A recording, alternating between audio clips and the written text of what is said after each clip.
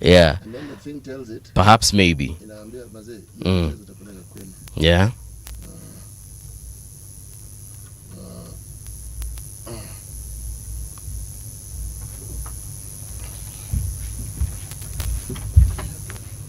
Achosaidiwa na chief technician.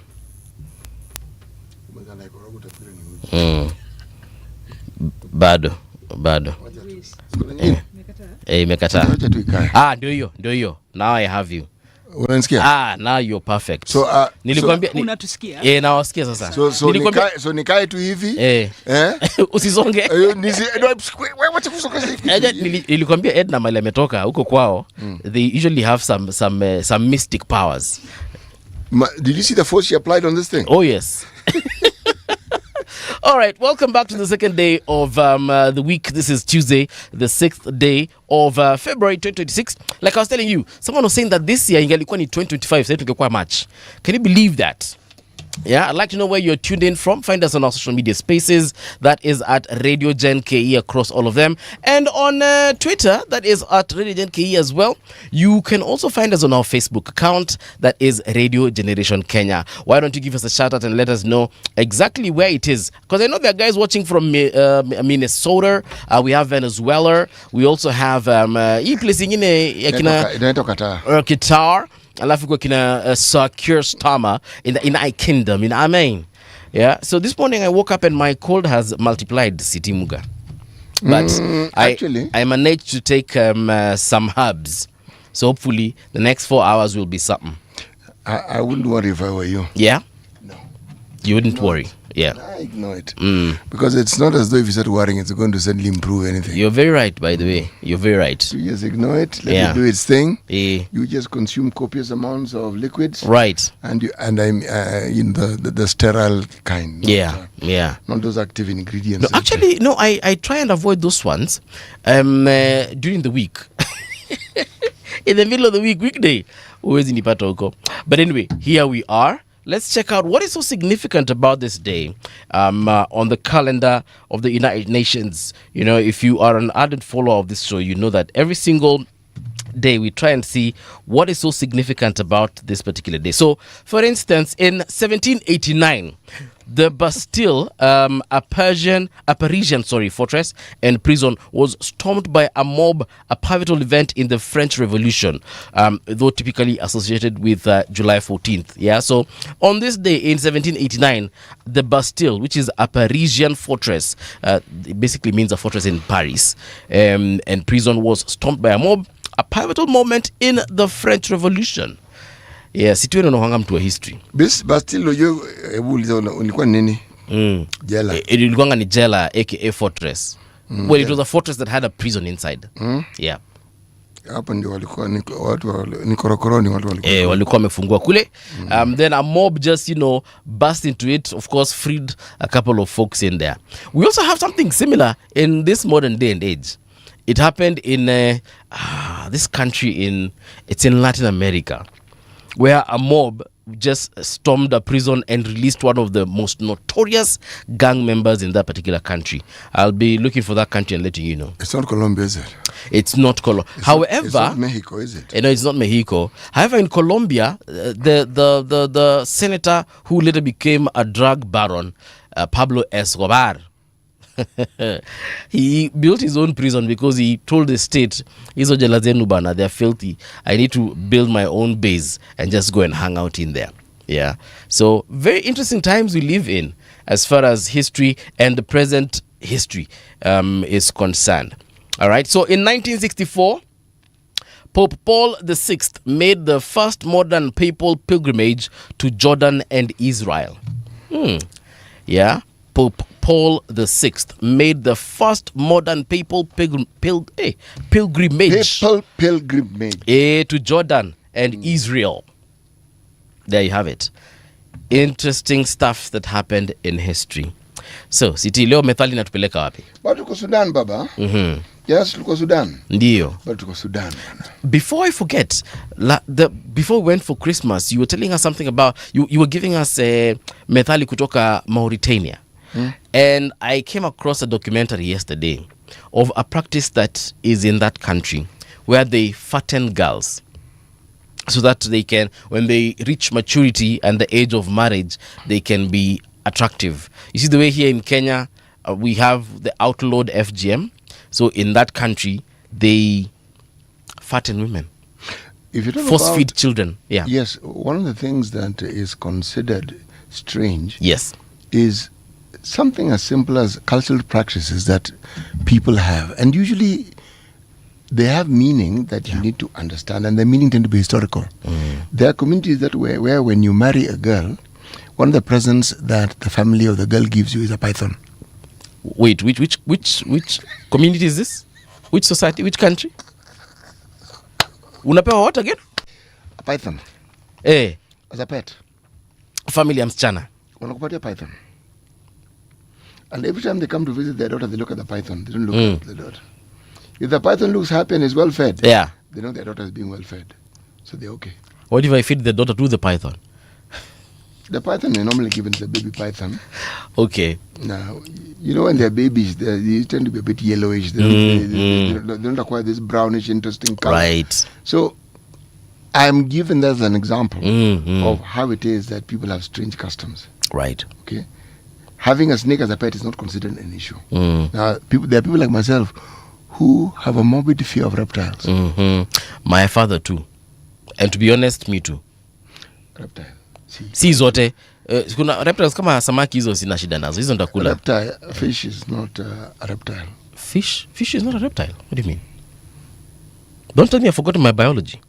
But anyway, yeah, so you're saying this. No, you do what you normally do. So I'm saying this. Yeah. Cultures differ. There are cultures where the opposite is true. It is men who are fattened. Yes. When a man is trying to get married, he must have an amply protruding belly. Yeah. Then why did you say that looking at me with that interesting look? I'm actually talking to you. Yeah. It is your eyes that have a problem. I'm looking at you the same way I look at you every day. Yes. All right, so I've just confirmed that fish are not reptiles. But yes, continue. You must take me at my word sometimes. Yeah. No, I trust you. I trust you. I was just confirming. Actually, I agree with you. Yeah. Me, I believe everything, but I have to confirm. Yeah. Yes. You have to confirm and check out. But I believe. Believe in Namnai. So, customs exist for a reason. And if you go back into history, the fattening process may have to do with the period of famine in that country. I'm giving this as an example. The custom where the man has to be fattened is perhaps an analogy that allows you to understand that there's plenty. Right. So if your girl is going to a place where there's plenty, she's unlikely to starve. Okay? So cultural practices must be contextualized and understood within the context in which they're applied. Problem comes in when in so-called modern times you want to put in force a cultural practice devoid of all the supporting structures that it used to have. Yeah. And then you put it there so that it's of an advantage to a particular group. Then you start having problems with that cultural practice. Yes. True story. All right. Now, give us that methalai. We are in the Republic of the Sudan. Sudan. I told you that one of the things about the Sudan is an extremely unique country. 1952 it got its independence. The Sudan, believe it or not, is a member of the UN, the AU, the Arab League. I actually believe you. All right. Now, it is the first coup it ever had was 17th November 1958, 6 years after independence. Right. Yes. And the coup was led by somebody called Abdallah Halei. Abdallah Halei. Yes. And Abdallah Halei, this was a civilian government that was there. They had an election. Okay. Now, not very long after that, 10 years later, there's a guy called Colonel Jafar Numeri. Numeri is known. Numeri is the one Bashir took over from. Okay. Now, he overthrew this particular gentleman called Abdallah Halif. Now, that was the end of Sudan's civilian rule. Because after that, every leader Sudan has had has been a military man in one form or another. 1971, they had another coup. But this place had coups. They've had coups. I'm not even talking about coup attempts. like successful coups. Yes, they start, yes. they finish it. They continue. The latest one we had was in 2021. Yes. Okay, when General Abdallah Fattah al-Burhan staged a coup that dissolved the Sovereignty Council. These are the fellows who took over from Bashir. Yeah. Now we know that he and his buddy, who was in charge of the special forces, have split hairs, and they are now fighting each other. So you have a full-blown war in Sudan. Yes. And guess who the casualties are? Civilians. It's always the civilians. Civilians always collateral number one. Yeah. It is Africa's third largest gold producer. Now most people don't even know this, but it is.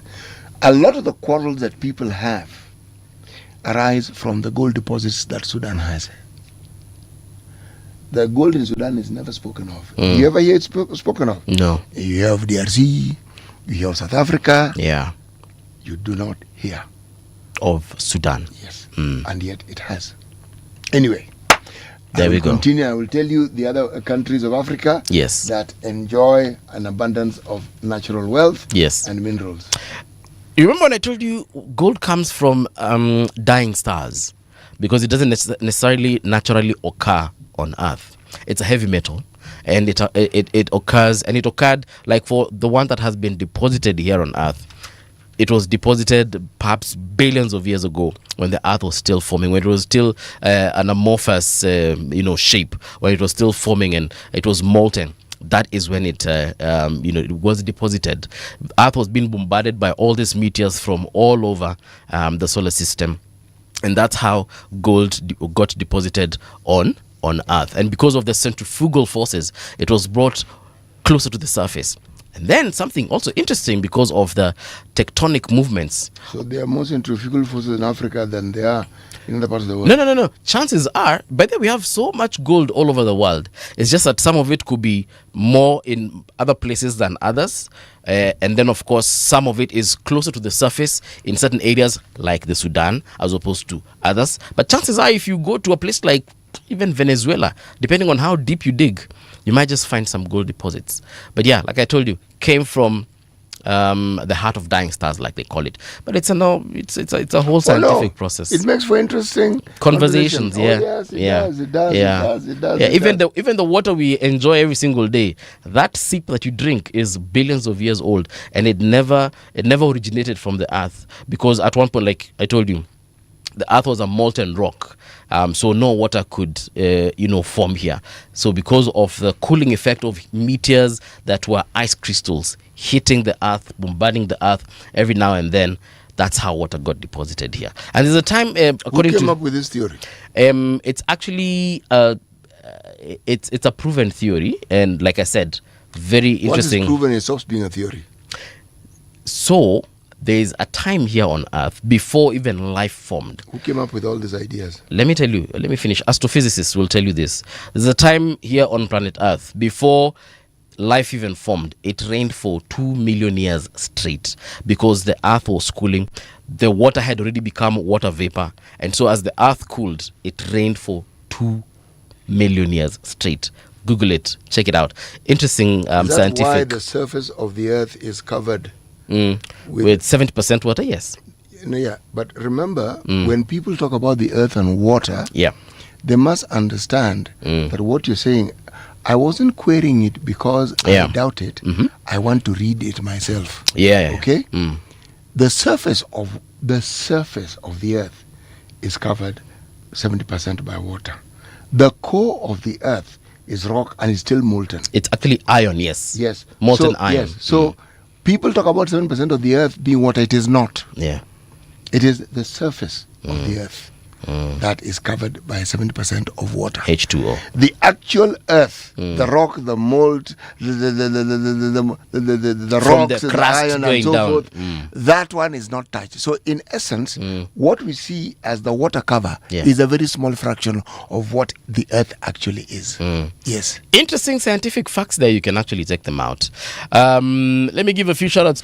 And as you go closer to the core of the earth, by the way, you'll find lots and lots of crystals, including diamond and other kinds of rubies, because they form deeper into the earth due to the heat and pressure. I do like science fiction. Yeah. And there's one which I saw. We'll talk about it tomorrow. so journey to some other place anyway. Yeah. The proverb. Yes, the proverb, yes. This one you're going to like. Nipatie. If your relatives are dogs, make a tail for yourself. And if the dog does what? That's the spirit. You've gotten it. Uh-huh. If your relatives are dogs, uh-huh, make a tail for yourself. Okay, I'm trying to connect this one to that's the whole point. Real life experience. You're supposed to think about it. Okay. Sawa. Since you're being told you also a dog, so do not assume. Ukiona your relatives ni umbwa, jua wewe ni umbwa pia. Usifikiri ati wewe ni tofauti ama wewe ni mbwe. Is it closer to mtoto wa nyoka ni nyoka pia? Essentially that's what they're saying. Sawa. Don Sabo, good morning. Mbuvi, kindly ask CT, is ODM democratic or is it now democraticking? Now that we have shots from Junet and Sifuna as Otiende and Mili are calling for ceasefire, buzz all over. Well, is it democratic or is it democraticking? What he's asking me to respond to is what happens when a strong leader of a political party passes on. Okay? What I'll answer him in one sentence.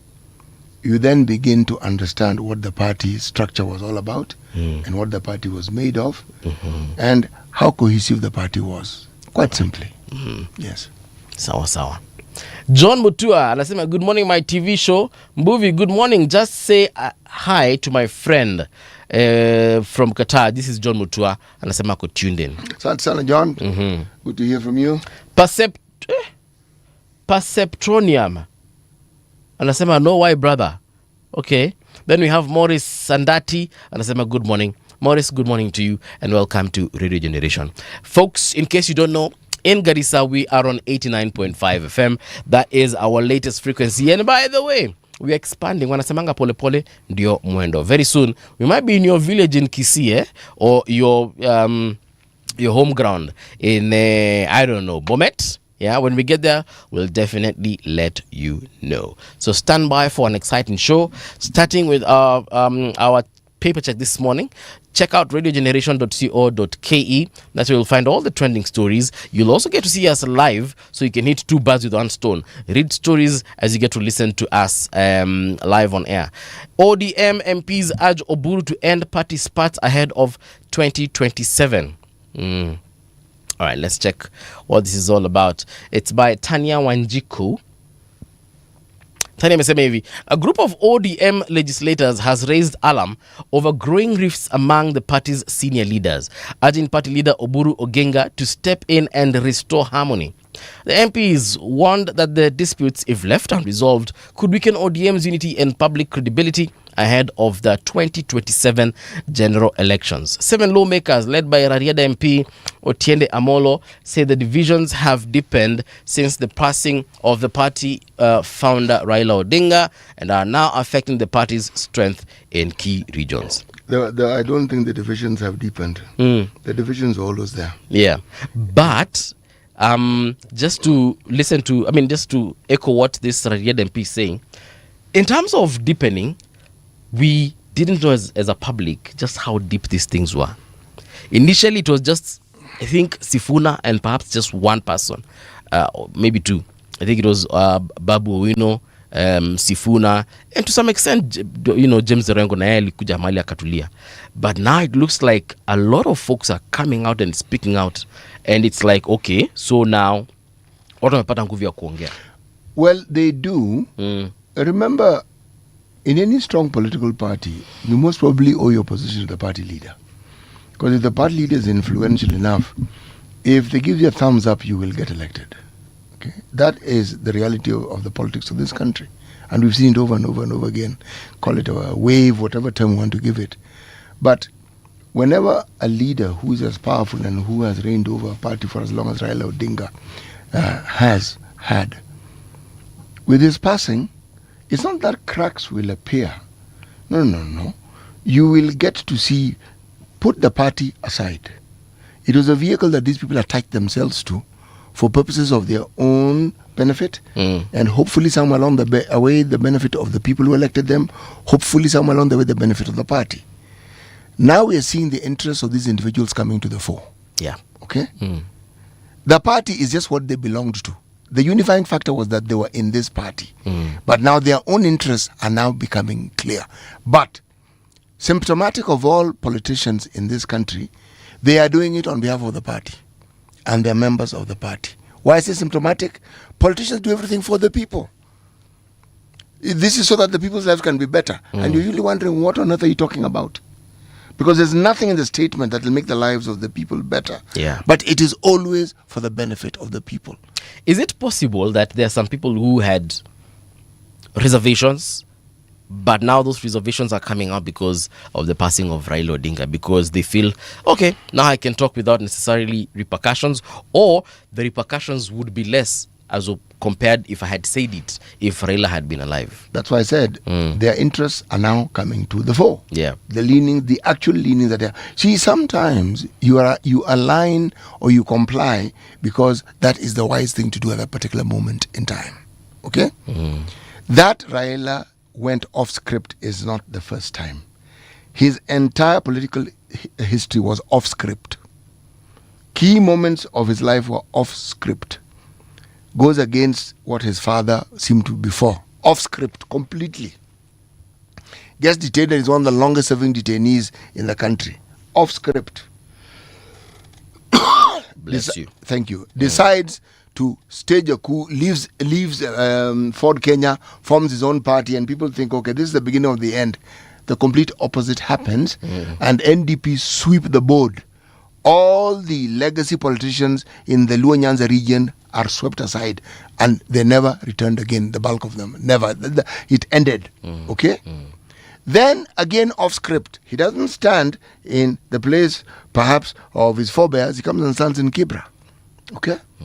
And he's an MP there for a very long time. Then, off script, the one thing that people did not think he would do, support the man who jailed him for the longest time. Yeah. He supports the man. Off script.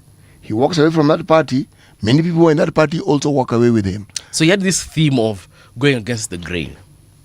He seemed to have been following a certain wishing star that he had. If his mind did not agree with something, he would depart from it. He did not waste time in trying to. He was clearly a nonconformist. But the nonconformism came in 2002 when he started something that most people said, are these Luos going to vote for this Kikuyu President Kweli? And they did. A whooping 97%. Yeah. What I'm trying to say is this. Why is it that we do not follow the history of the man's life? There was nothing that you could say about the way he went about his business that was conformist. He and Uhuru were trading insults just not too long ago before they shook hands. One calls the other one a warlock, mchawi. The other one calls the other one a drunk who has gari, the driver ni mlevi na makanga ni mwizi. Time lapses. Yeah. He then shakes hands with somebody again who didn't have very kind words for him. But the truth is this, all these things that we see over time, for some reason when we make decisions or when we analyze, we forget the evidence that is clearly before us. This person's life was full of nonconformity. So when such a person passes on, what do you think is going to happen to the party he led? You will see visibly individual differences. I'm not going to couch it by calling it a crack. No.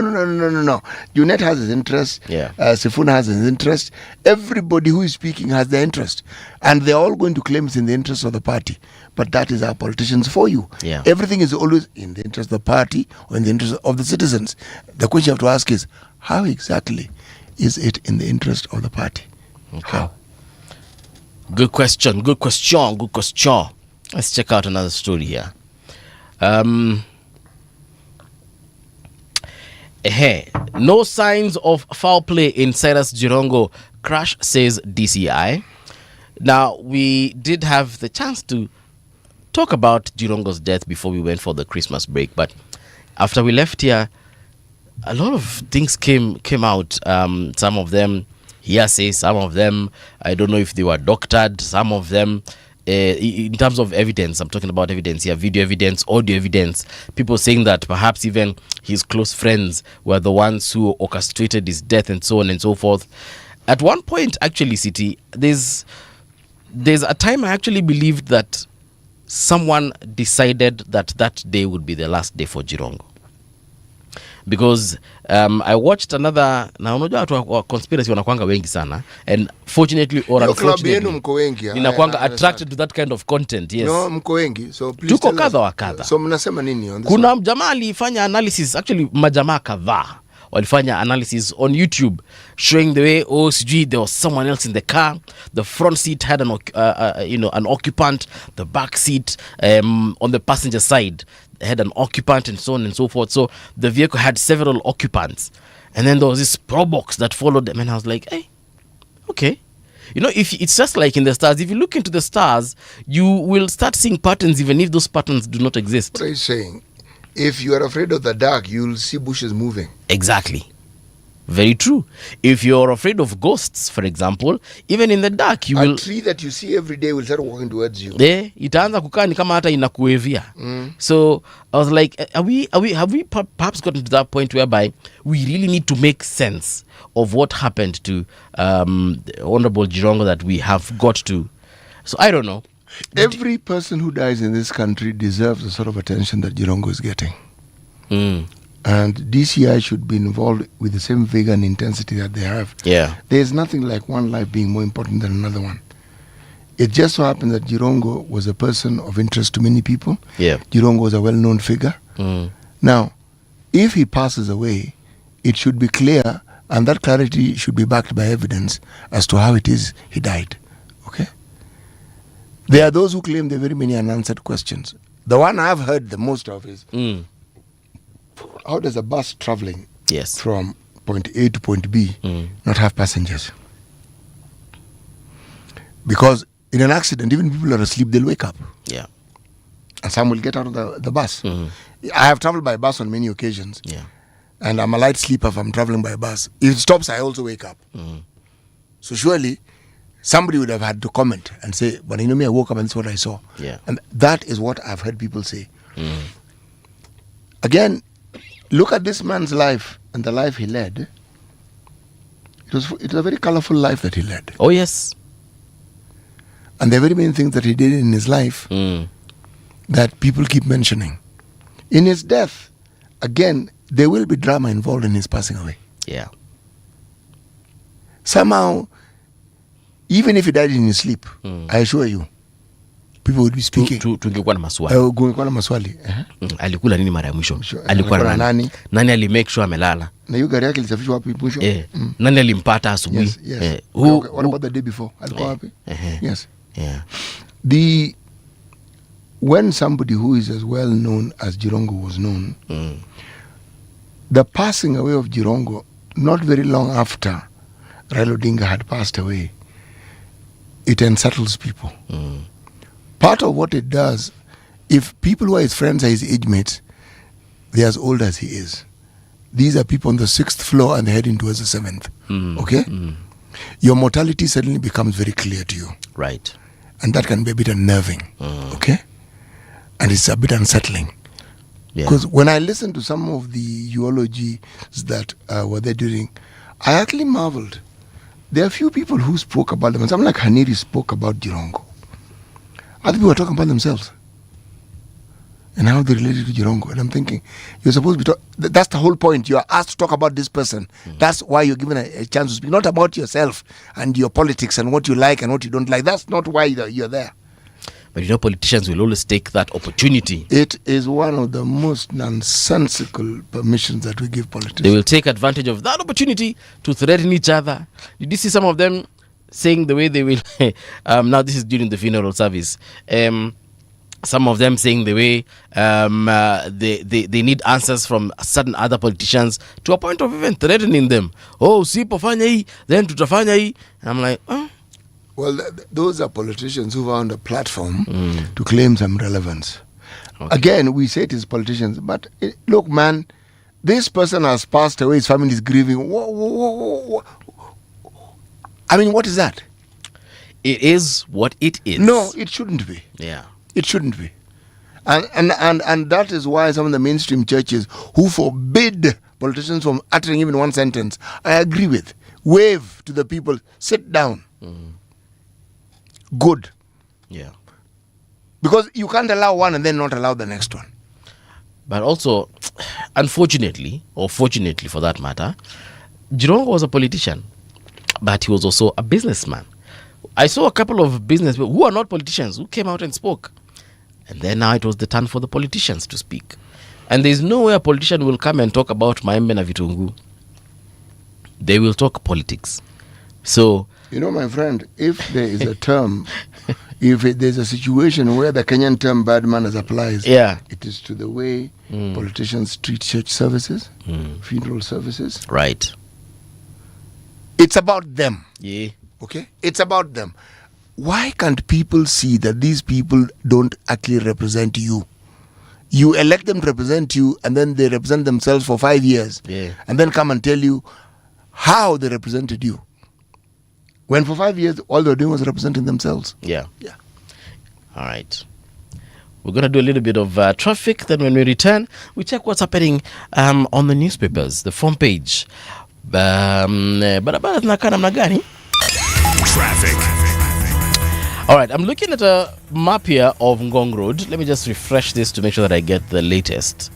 So a map of Ngong Road right now says that things are not looking bad. However, some spaces or some spots that have got traffic, as you're heading into the CBD, things are thick here. Huku ni wapi? National, actually this is now right in the middle of CBD. National Archives huko mkona traffic mingi tena sana. But I'm guessing it's because everyone has just poured into town.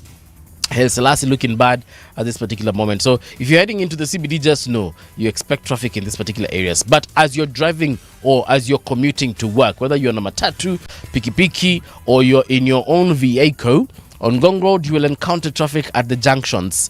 This is, for example, the Kilimani Ring Road Junction, the Junction Mall area, hapa ni wapi, Oleodume Road, Masabi Plaza area, hapa kuna traffic kidogo as you're heading into the CBD. Mombasa Road pia inakaa iko sawa for now, apart from Palivo General Motors. As you're also going back towards the Maradaima, that stretch has got traffic, but it's moving nonetheless. Heading over to Langata Road, no complaints at all coming through. Kila kitu kinakaa kiko shwari. Langata Link Road not looking bad at this particular hour. Southern Bypass as well, no complaints coming through at all. Raila Odinga Way, this is now on this other side that you're getting onto Ngong Road or leaving Ngong Road. So that road linking Upper Hill area also looking good at this particular hour. And then iko sawa sawa. Lusaka Road huko hamna shida yote. Nikiangalia barabara ya Utaring pia at this particular hour looking good. Jogoo Road, there's a few spots with traffic. For example, the stretch from let me just expand this. So the stretch that is around Christ Embassy heading all the way back towards Doni, hapo mmeshikamana kidogo, but it's because of, and it's only on the side of getting into town. So inbound kunakaa kukubaya tena sana. Outbound kila kitu kiko sawa sawa. If I zoom out and zoom into a place called Mombasa, watu wa Mombasa Mwambaje, that is on 90.7. Looking good. I can see all the way from the mainland onto the island. Things are not looking bad. However, pale Mbaraki, hiyo ni ukienda kujoin Likoni ferry kuna kajam kiasi tu, lakini hiyo ni kwa sababu mnangojea ferry ifike. Huko kwingine kote kuna kako sawa. New Nyali Bridge pale Darajani Hotel, traffic iko bumper to bumper wakati huu. Kongowea Market pia kameshikamana. Ukiendelea na kule Kengeleni, traffic ipo pale. Alafu zaidi ya hapo hamna shida yote. Naam. Lakini ukiona chochote barabarani na unaona nafaa kujua, nipate katika mitandao yetu at Radio Gen KE across all of them. Traffic on Radio Generation. All right, there we have it. Salamu zifikie one Hosea Koech saying, good morning, good people. I love your show, Dr. Koech in South Carolina. Thank you very much, Daktari. Good morning, City and Movie. Happy New Year. This is Motodhia Vyaka. Mr. Diaka, good morning. How are you doing? Thank you so much for tuning in. We absolutely enjoy your company, guys. So why don't you keep it locked to Radio Generation, where we're giving you updates by day. At the top of every hour, just to let you know what's happening in and around the country. Yeah, City. Kuna jamaa hapa amekusalimia but jina yake imepotea tena. Nilikuwa nimeiona nikasema ndakwambia, lakini imepotea, but haina shida yote. Nyakati zaja ambazo nitapitia tena salamu za watu na tutaendelea kujuana, lakini kwa sasa tuanze na magazeti. The Standard front page says die-hard traitor. Who is this? For nearly 15 years, Suna East MP Junet Mohammed has hardly missed in the country's key political moments.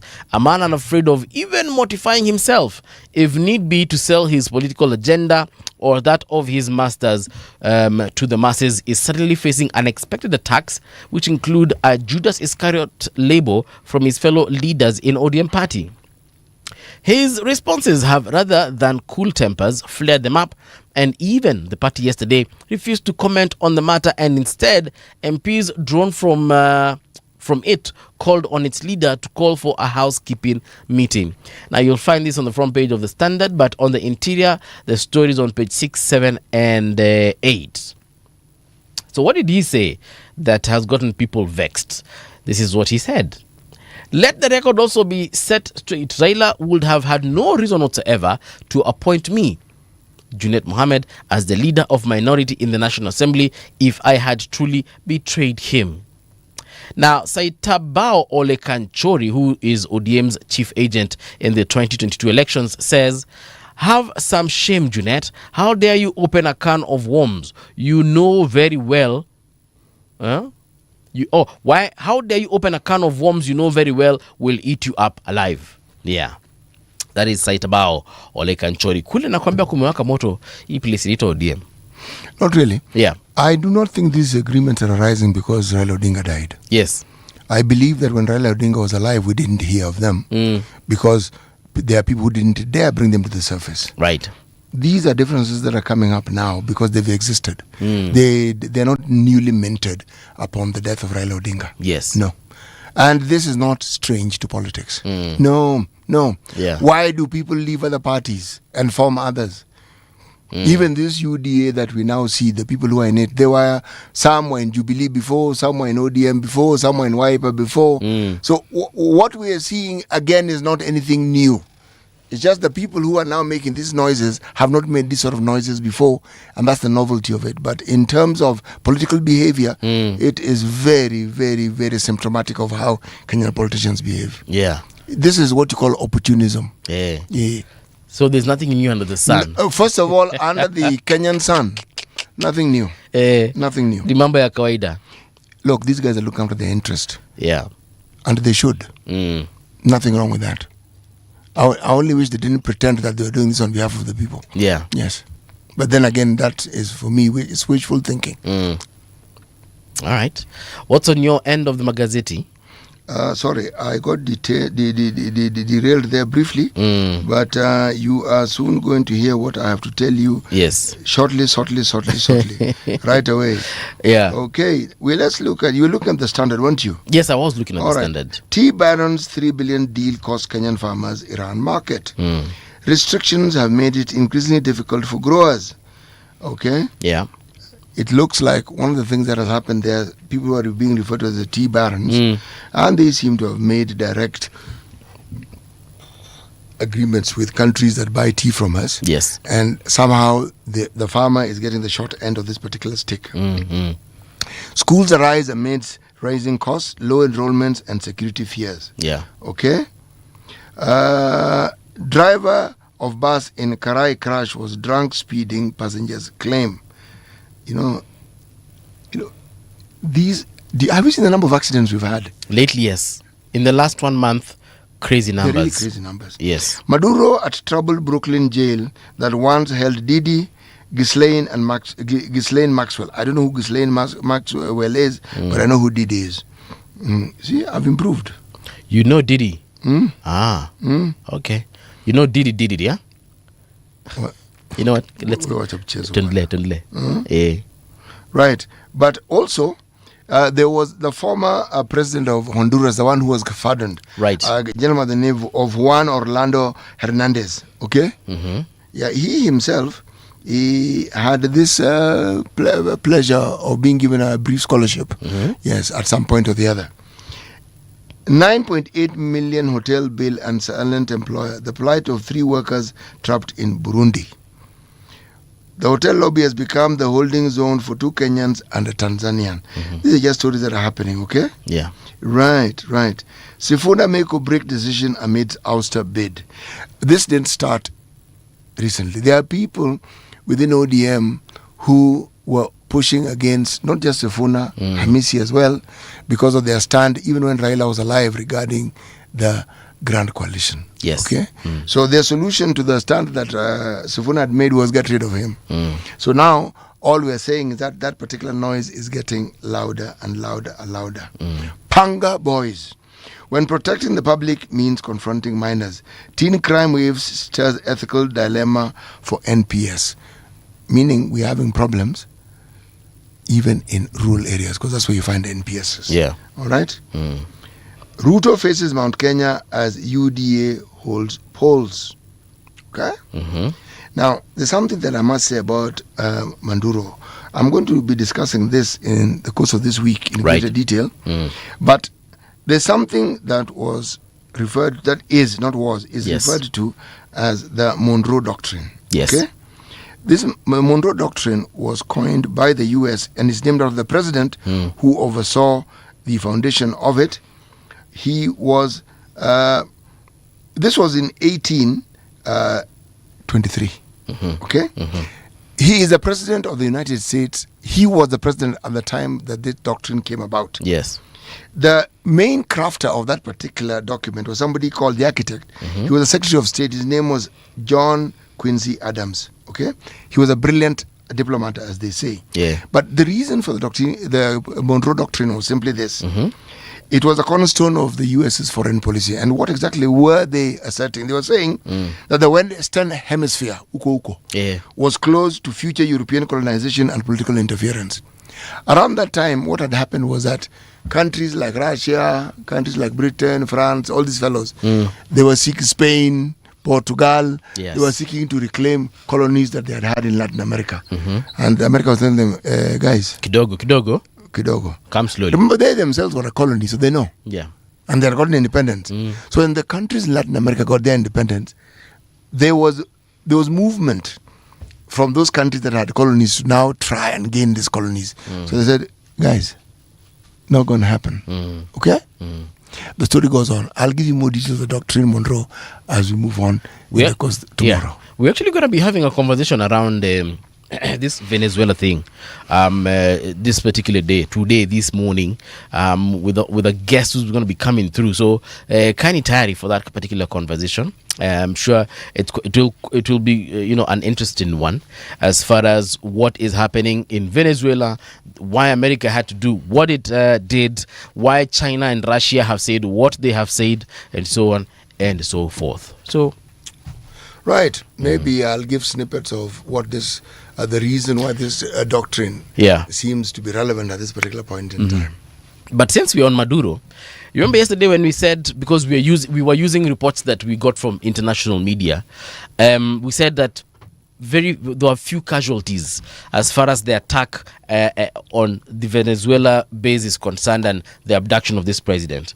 Well, this morning I just found out that 31 people died in the process. 31 Cuban soldiers, to be precise, died during the extraction of President Maduro. Cuban? Yes, Cuban. Not Venezuelan? Not Venezuelan. So the reason why Cuba is a different country. It is a different country, you're right.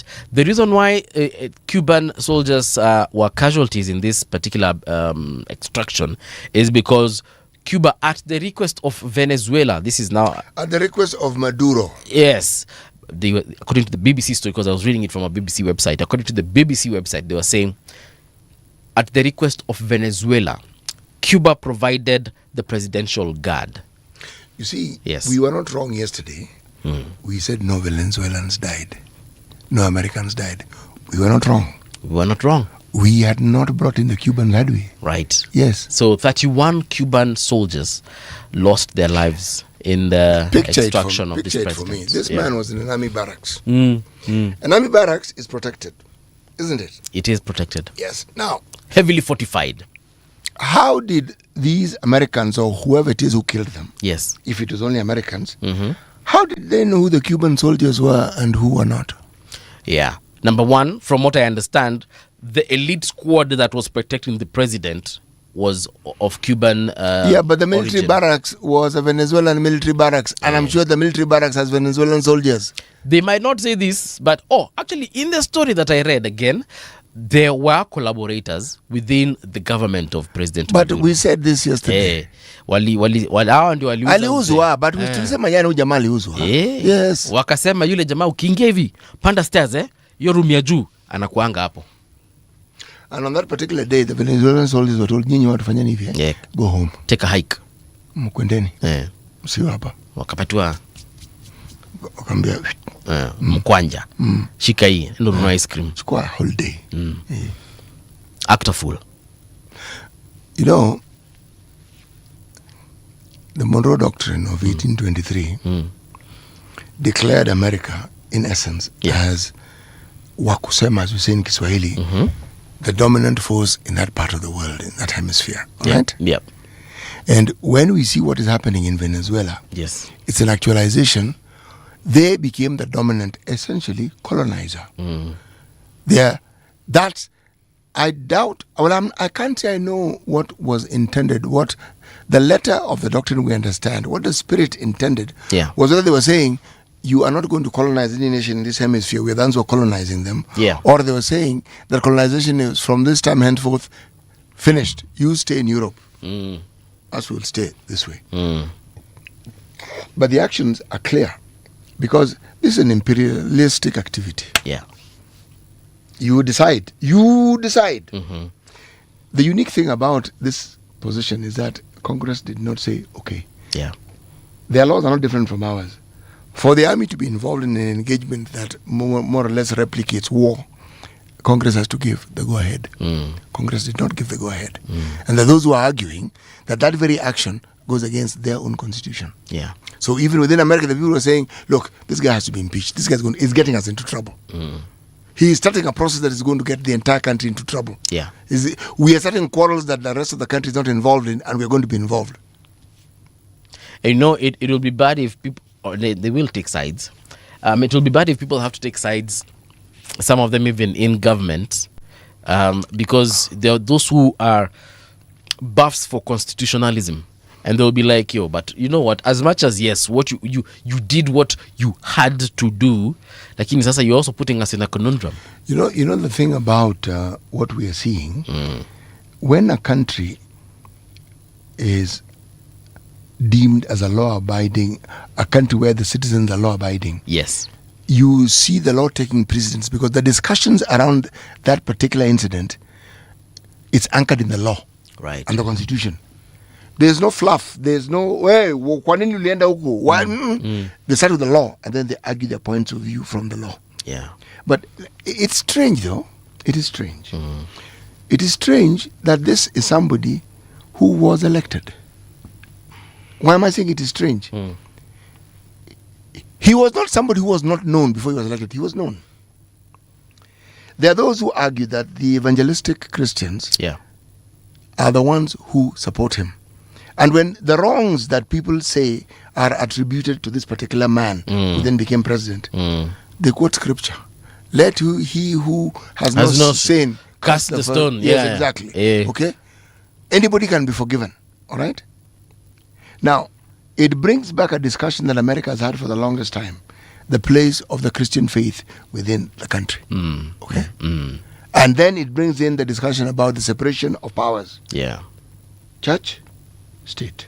They have actually used that argument, and when I say they, I mean a couple of individuals, especially in leadership, to try and either demonize other faiths or even look down upon certain races because they believe these races also represent certain faiths that they do not, align with. So America is just one strange place. When you base an argument on your absence of adequate knowledge on the subject, you will always say some really strange things. Yeah. When you haven't taken the time to understand people who are different from you, you will then judge them very strangely as well. Yeah. But it doesn't start from looking at races. Yeah. It just starts from looking at the way the human being, the human species relates to each other. Something we don't seem accustomed or we are not culturalized or socialized into understanding is how to deal with differences. Yeah. We cope supposedly well with similarities. Differences give us a bit of a problem.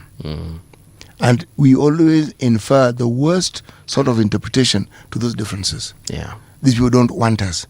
They don't like us. If you look extreme, they want... And you see, of course, when you start using the words, these people are, these people will, Yes. these people have. You've already profiled. And then unaendeleaga tu ukiprofile. They mean us harm. They are going to change this. But we've seen those conversations in certain quarters even happening in this country. Yeah. These people want to take over the country. And he's saying, what do you mean these people want to take over the country? How? And some people say, they take over the country. Okay. How? Yeah. Explain. Yeah, when someone takes over the country, what do they do? Okay? It is a tool that people who are in the political realm have used time and time and time again. What do you think led to the Holocaust? You think it started by Jews being rounded up and taken to the gas chamber? No. Civil liberties are disappearing. People who oppose the government are disappearing. I've also seen what are they called? These folks. Do I call them radical Christians or Christian extremists? To a point whereby they don't even want any other race in their churches. I'm like, it's a church. That The was insecurity started that by some guy in the Middle East. when you have a phobia, Yeah. and then you have a faith, your faith then becomes your shield. How do you think apartheid was rationalized? When you profile, Yeah. and then you reduce the person from being a human being to an object, it then becomes very, very easy for you to rain upon these individuals, these groups, atrocities that are beyond compare. Yeah. That's why when people begin to refer to others in derogatory terms, you want to stop it immediately. Yeah. It doesn't matter what term they use. Don't allow it to propagate. Do not allow it to even breathe, because that is what leads to the horrors that we see. Yeah. Here in this Kenya, people who are being referred to as cockroaches. Madoadoa. Cockroaches again, Rwanda. The same. And then we saw people who are burning in a church, they ran out and then they are headed back into the burning church. What sort of atrocity is that? Crazy stuff. It happened here in Kenya. Forget other places. Here. Neighbors, people who've lived with each other for decades, killing each other. I mean, these things we talk about other countries, we've seen it happen. So these are things we must guard against. We must be careful. People who fan these flames of hatred simply because someone is different, those are people we must reject very strongly. Because they will cause all of us harm. Yeah. Yeah. True story. Before we close off this hour, acha nisalimia watu wawili watatu hapa. Tuko na Bobby Klepsy 5668. We majina hapa. Great work. That's what Bobby is saying. Thank you, Bobby. 2.0 anasema, if you realize your opponent is playing rough game incessantly, you should equally play a very, very rough game against the opponent. I advise ODM honchos to adopt a very rough approach ASAP. That's his opinion, isn't it? He says, play rough. To an extent, the ref would give you yellow card, but at least your opponent will get the message. Sifuna is playing rough game and ODM is still babysitting him. That's not fair. But what rough game is Sifuna playing? I mean, seriously, what is Sifuna doing which clearly seems to upset some people? What has he done? Labda watuambie. Yes, they have to tell us. I mean, you see, assuming that we all understand that Sifuna has done some wrong, I don't understand what wrong he has committed. I honestly don't understand. He is speaking the way he spoke when Raila Odinga was alive. And Raila Odinga categorically stated, this man speaks for the party. So, what more did you want to hear? Yeah. Then we have Harry Genius saying, Sober Minds, morning gentlemen, I'm tuned in and following from my QLED TV. Alafu amesema Salivate City. This is Harry Genius.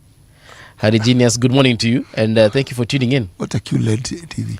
It's just a screen technology. So we have different... So, okay, your QLED, okay, what happens? It's just a clearer, sharper picture from the TV, the pixels of the TV. You know, we have TFT screens, zile zilikuanga kiscreen alafu kitu hapa nyuma. Kimgongo kirefu kunyuma, kimadiaba. Kuna hizi ambazo ziko flat. And then, sasa kuna zile TV zingine, hazina ikyo kinyuma, lakini it's still a thick screen if you look at it. Those are now LCD screens. Right? Then now from LCD, we went to LED. This is now the light emitting diode TVs. Quite thin, but still you could see some grainy stuff on it. Then now we moved on to AMOLED screens and the OLED screen. Then now we have screen ambazo ziko curved namna hii. Hata hiyo curved inaweza kuwa wakati huo, nakumbuka if I'm not wrong, wakati huo zilikuanga LED screens bado, but they were curved.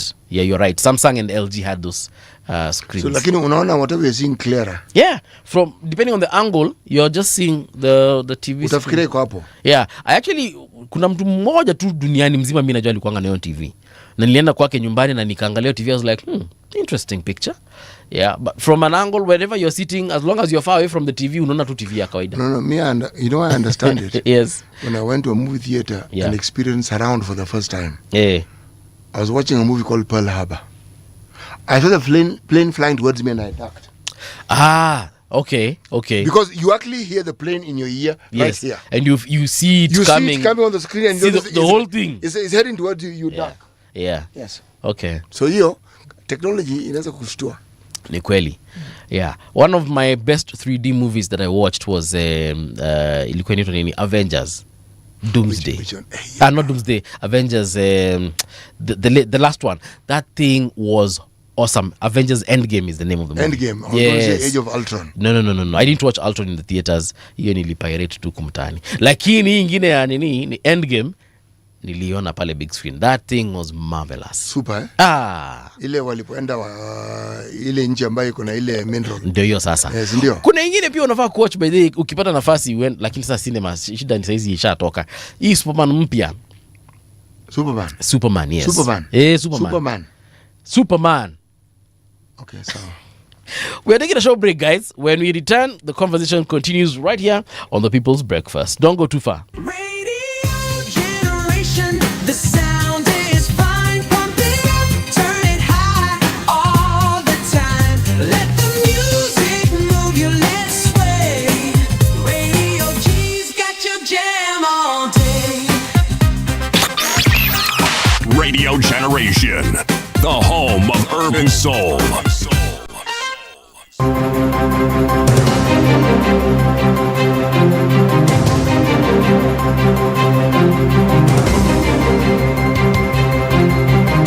This is the Radio Generation News. Good morning, I'm Winnie Maganga. The government has warned of tough action against professionals linked to the collapse of a building in Nairobi's South Sea area, saying those found responsible could lose their licenses. Speaking at the scene on Monday, Lands and Housing CS Alice Wahome said the ministry will not hesitate to act against anyone who violated the law, including striking them off the professional register. Wahome said the developer had approval to construct the building, but the project deviated from the approved plans. One body has so far been recovered from the rubble. I will deregister if I'm told that the contractor was the problem. I will deregister the contractor. I will suspend the license of the architect if I find through the report that he went 3 other floors or 1 extra floor without approval by NCA. The DCI has ruled out foul play in the death of former cabinet minister and veteran politician Cyrus Jirongo. In a statement on Monday, the investigative agency said preliminary findings showed the incident was a road traffic accident. The DCI said Jirongo died on the night of December 13th, 2025 at the Karai area along the Nakuru-Nairobi highway. Statements have been recorded from several key witnesses, including Jirongo's widow Anne Lanoy Pertet, who was the first family member contacted. Growing divisions within the Orange Democratic Movement are raising concern among senior party officials who are now calling for urgent intervention by the party leadership.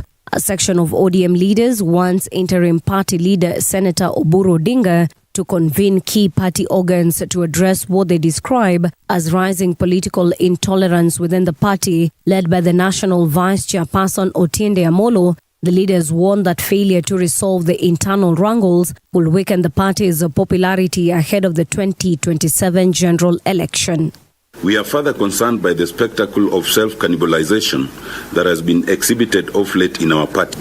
It is testament to how much we miss the wisdom and iconic leadership of our departed leader, Right Honorable Raila Odinga, that divisive rhetoric has taken over our politics without restraint.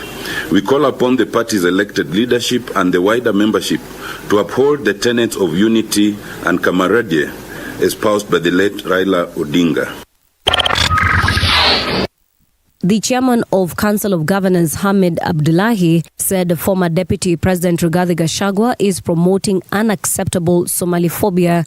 Wajir Governor Hamid Abdullahi said his remarks risk fueling ethnic prejudice and undermine national unity. Governor Abdullahi rejected claims linking alleged missing public funds to Somali-owned businesses, describing them as reckless and defamatory. He warned that making public accusations against specific communities or businesses without evidence damages investor confidence. Toppled Venezuelan President Nicolas Maduro pleaded not guilty on Monday to charges of narco-terrorism after President Donald Trump's stunning capture of him rattled world leaders. Maduro pleaded not guilty in New York federal court to 4 criminal counts that include narco-terrorism, cocaine, importation, conspiracy, and possession of machine guns and destructive devices. Maduro is accused of overseeing a cocaine trafficking network that partnered with violent groups including Mexico's Sinaloa and Zetas cartel and Venezuela's Tren de Aragua gang. And that's the truth on Radio Generation. Good morning, I'm Winnie Maganga. The views and opinions expressed on this program are those of the guests and do not necessarily reflect the views of Radio Generation. Radio Generation assumes no responsibility or liability for the interviewee's views. This is Radio Generation. In the beginning, there was morning radio. But now there is Radio Generation's The People's Breakfast, curious and bold, getting facts from the shadows. That's what it is. Now, as the city wakes and secrets stir, a bright new voice shines. The People's Breakfast. Your morning, your voice, your journey. Good morning. Good morning, my neighbor! Welcome to the home of hard truths and bold insights, Radio Generation. All right, and welcome back to Radio Generation. We are in Garissa, folks, 89.5 FM. That's where you'll find us live and loud. We're also in Mombasa on 90.7. Alafu hapa Nairobi nyumbani, we are on 88.8 FM. Internationally recognized on radiogeneration.co.ke. For example, if you log in there, you'll see this very interesting story. And I want to share it with you. City, there's hii story imepotelea. Ndio hii hapa hivi nimeipata. MP Aden Mohamed tells of Gachagua over attacks on Somali community. Do you think at any one point former DP Gachagua will slow down on his tribal rhetoric? When you say tribal rhetoric, what do you mean? He's always talking about one tribe or the other, whether it's the Kikuyu, whether it's the Kamba, whether it's the Kisii, and that Matiang'i should. Is there something perhaps we are missing as a country as far as that conversation is concerned? Because there's no way he can say it over and over And some people seem to think that he's insane, but I He's think not insane. There's something we're missing from that conversation. I don't think we're missing anything. He's not insane. Yeah. When someone speaks without filters, that's what you hear. Right. And the question is... Also, we should filter it ourselves. No. Let's talk about the filters and why we have the filters. Okay. We have the filters because certain utterances are considered offensive. The thing that we do as Kenyans when we talk among people who speak the language you speak and come from the background that we come from, when you speak about other communities, especially when you want to speak about them in a derogatory fashion, we normally do so with great zeal. Yes. But in the public domain, we then adapt a certain facade and a certain image of broad-minded, well-traveled, well-balanced human beings who treat people the same. But our thinking is not usually that. Yeah. We take ourselves to be better than others. Forget even looking at other communities, even looking at inwardly within our own communities.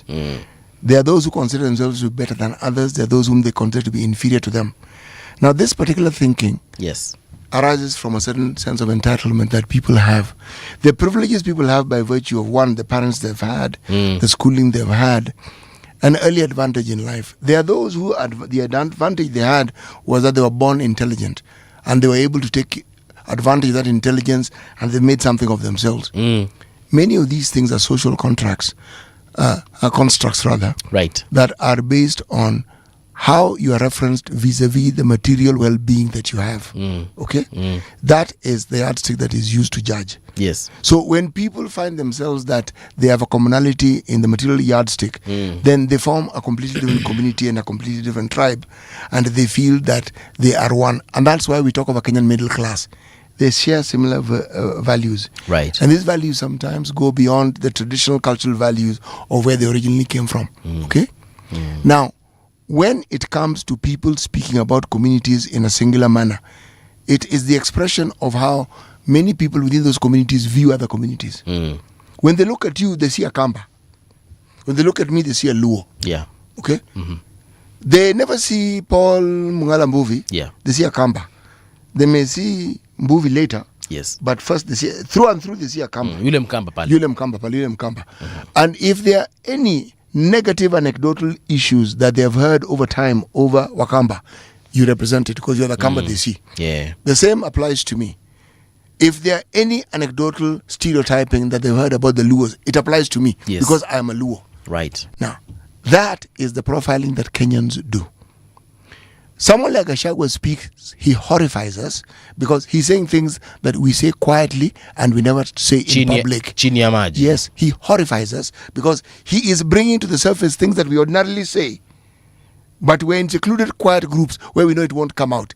He is saying it out in the open for everybody to hear and to figure out how they're going to deal with it.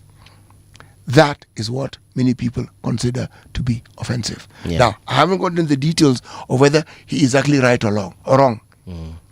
I watched a clip the other day and I found it very amusing. Of him? Yes. I think he was in a church gathering. He started talking about the Luos. Okay? Nyinyi wajaluo. Huh? Somewhere along the line, he paused. I started laughing because I thought this man was on a trajectory and he didn't realize he was in the public and he couldn't quite say what he normally says when he's in groups of people who think the way he does. We have problems in this country which we never bring to the surface. Let Gachagua be the example of what happens when people actually tell you what they think about you. Yeah. How they view you. Okay? Gachagua may speak, but he represents a certain constituency of thoughts that share that same view that he has. Okay? You've heard me say that there are people who clearly do not like the Somali community. Yeah. Clearly. And anything that will besmirch the names of that community, they will do so. How do I know this? Because I come from a community that certain individuals over time, certain political individuals specifically, have spared no effort in painting that community in the worst possible light that they could ever. In instances, we have given them sufficient evidence to actually claim some of the things that they say that people from my community do. The point being this: These are people who must be stopped in their tracks, because this is poison. This is how these problems that later become, and you wonder, where did we go wrong? This is where we go wrong. But people seem to like what he says. People seem to listen to what he says. Yeah. Yes. So he's encouraged to continue speaking. Yes. Okay. All right. Member of Parliament for Jia East, Aden Daud Mohammed, has strongly criticized former DP regarding Gachagua of what he termed reckless and inflammatory remarks allegedly targeting the Somali community. It's not allegedly. He's being polite about the allegedly. He is targeting them. It's not allegedly. Yeah. It's targeting. He warned that such statements risk undermining national cohesion and reviving ethnic tensions. Now, in a statement that he issued yesterday, the legislator said Gachagua had made unsubstantiated claims alleging that fraudulently acquired funds from Minnesota in the United States were being channeled into Kenya to construct shopping malls and finance political campaigns. You know, that was very unfortunate. Yeah. That was extremely unfortunate. There are very many malls in Eastleigh. Okay? Since he seems to know, can you tell us which ones? Yeah. Since when somebody makes a statement, then there's something he knows that we clearly don't know. Which ones? You know, you cannot visit the errors of a few individuals on an entire community. It is wrong. Yeah. It is absolutely wrong. The oathing ceremonies that have taken place in central Kenya, what is not spoken of are people within that same central region who defied it and who did not want to take the oath. There were many. Some died. Some were forcibly circumcised. Yeah. John Gatu wrote a book, Fanning the Flame. Read about it. Read that book and you will understand the horrors that people within central Kenya faced when oathing was taken as a thing that must be done. Initially, the oathing was to secure the presidency within Kiambu. Not complicated. Shouldn't pass the River Chania. It was then, but before that, the oathing of 1968, it was against the Luos, not against some vague entity. Against the Luo community, they must not take power. Power was supposed to stay there, and people took oaths. During the Mau, people took oaths, but the oath was against the who? A community. The colonialist. You took the oath and you went on to now fight the colonialists. And people who sided with the colonialists, again, the people who suffered most and died in the greatest numbers were the people from central Kenya. Yeah. The people who led what we call the home guards at that particular time, a good number were also from central Kenya. Then there were people who identified Mau Mau. They had to be from central Kenya because I need to come from this area to know who you are and to know who does what. What am I saying? We have a history in this country that we must learn from. When fear and despondency is spread and people feel the need to protect themselves, they will do some unimaginable things. Okay? Yeah. With time and history, people look back and wonder, what on earth did we think we were doing all that time? And why did we even take this step? We must understand our history and then move.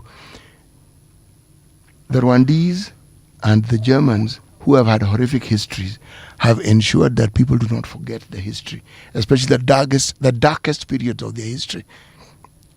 So the subject of the Holocaust is taught. It is taught. So that it cannot be forgotten and it will not be repeated. You know it is taught.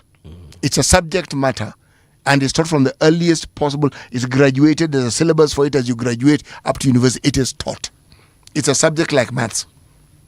So I am simply saying that the history that we've had, there are some very careless people who say very, very many careless things. And these things are damning. In 2008, the problems we saw didn't start in 2008. In 1992, we had what people call tribal clashes. And there are those who claimed these were instigated and brought about by the state. In 1997, we had them as well. And there are those who claim this was to disperse people so that an election would be won. We had brought in the multipartyism, and it was communities that did not align directly with KANU were to be dispersed so that it could be said those who voted were in favor of KANU. So it was voter suppression. It was voter suppression and voter enhancement also at the same time. In this country, we do not do one thing, we do both. Gemini, it's a twin thing. Yes. Now, 2002, we had an election. Peaceful, beautiful election. We get to 5 years down the line. We have a referendum. No, 2 years down the line, 3 years on referendum. 2 years after that, we have an election. The country blows up. The current president was blamed for very many of the atrocities that happened, and his name kept coming up. Yeah. At the time that we had this problem in the year 2008, William Ruto did not have power. No.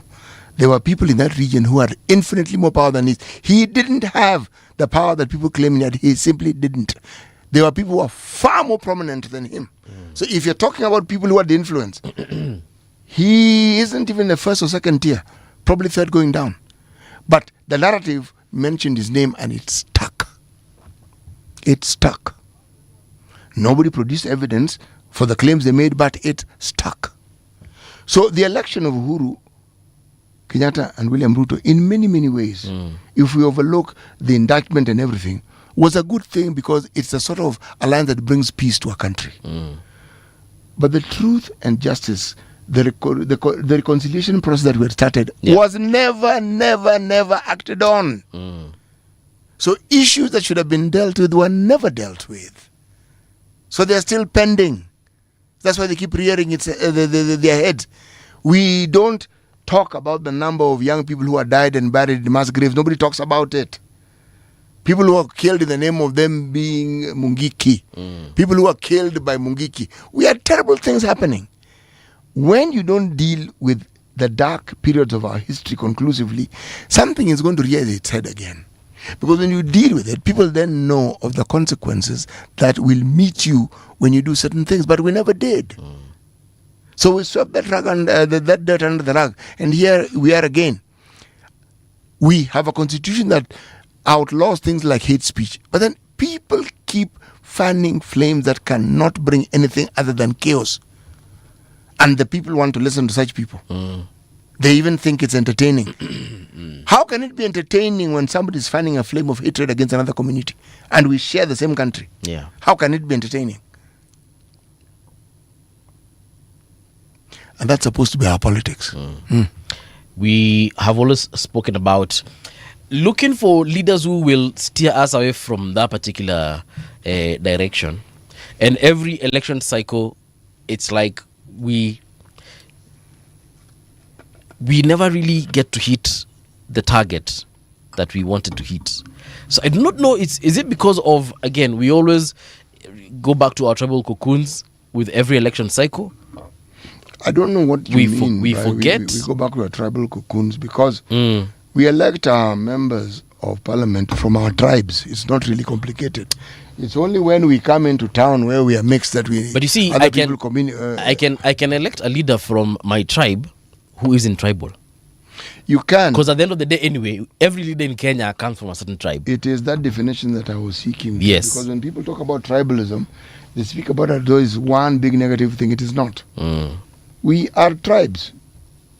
It's an identity. And there is nothing wrong with somebody identifying themselves with a community. Our names are identifiers. That is the exposition and the display of the diversity that we have. And it is a good thing, not a bad thing. Yeah. But those who want to capture it and want to make it the very thing on which they base their campaign, these are people who are devoid of any rational structured plan to help the Mwananchi and to bring about a situation where the Mwananchi can see how they're going to benefit. So the politics always revolves around people and communities and fanning a certain flame in a certain direction.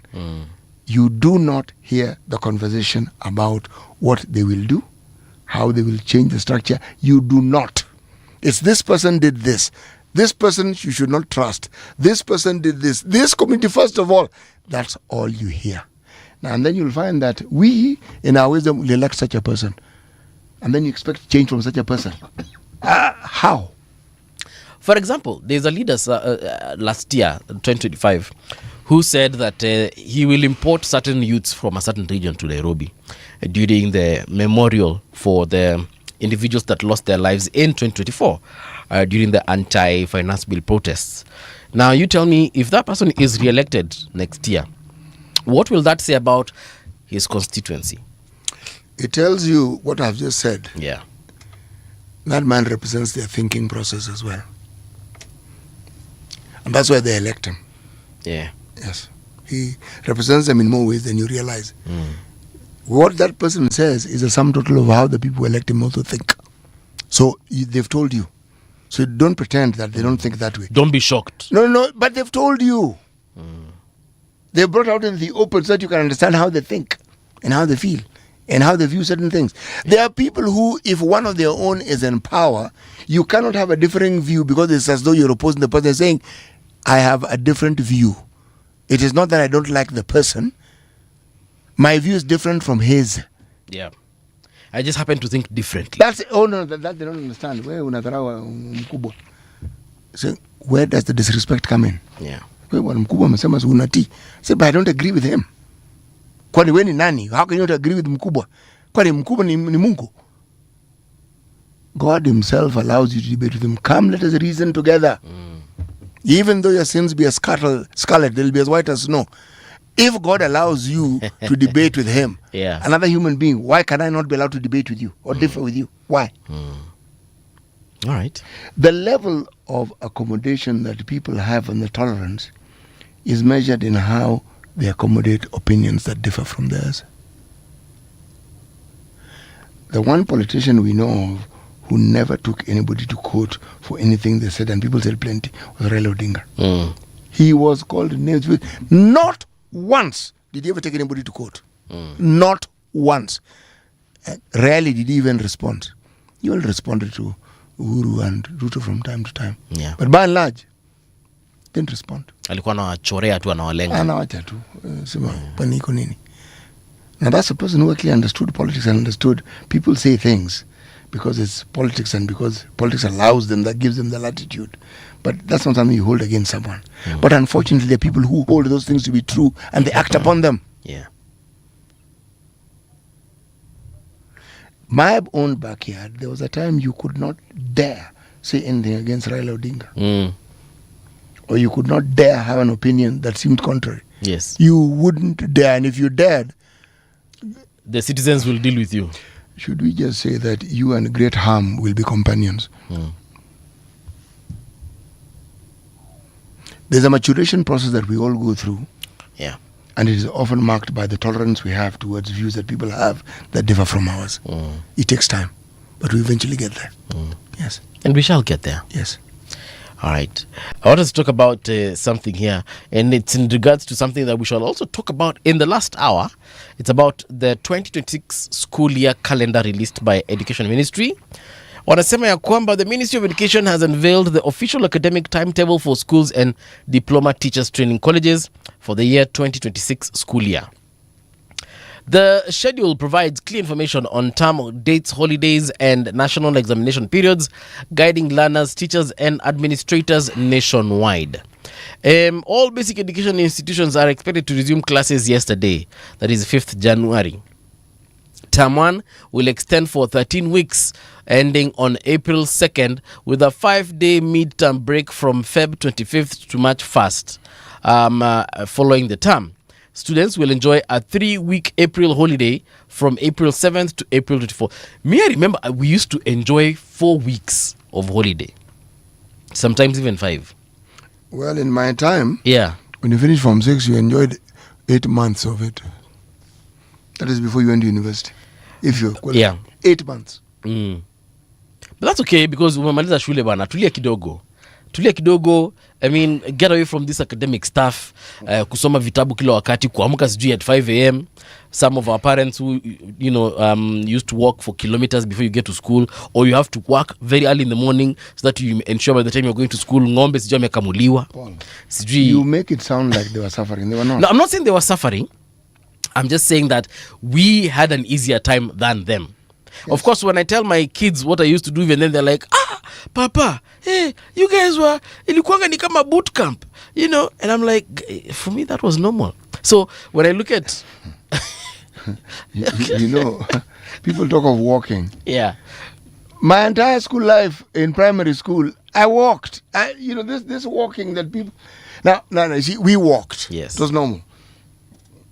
Now, people who don't walk then have to park their cars and walk for exercise. But now you see, CT, during your time, you didn't have school buses like in my time. Bro, we didn't have buses, full stop, exactly. when I was in primary school. Exactly. There were no buses to take you from point A to B. You walked. Exactly. So, you just woke up early. Yeah. And in the very early days when I started schooling, which was in the rural areas, there were 2 sessions for school. Mm-hmm. There are those who went in the morning, there are those who went around midday. There weren't enough classes for everybody. So mnafundishwa wengine wanafundishwa asubuhi. If you're upper class is 2 and 3. Yeah. Mnaenda saa 4 hivi. You walked to and fro.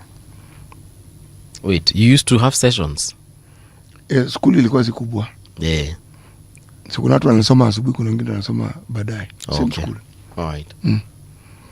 Na Nye kama mlifaulu mkafika mahali mmefika City. Shukuru Mungu. No. But my friend, it was not unusual. That, you see, this is a point I'm trying to make. Yes. There was nothing unusual about it. Exactly. And everybody went to school barefooted. There was nothing unusual about it.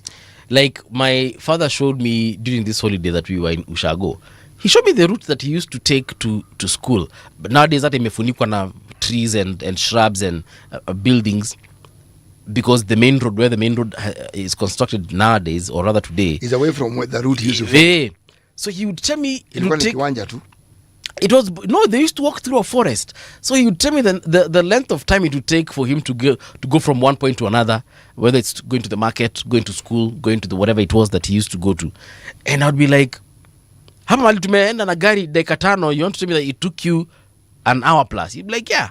Number one, there were, valleys. It's not, ilikuwa si tambarare. It wasn't a flat surface. Exactly. That you walked on. Yes. And then you have to go through, you have to go around a mountain or a hill for that matter. And it makes me appreciate what I went. Because mimi shule nilikuwa naamka.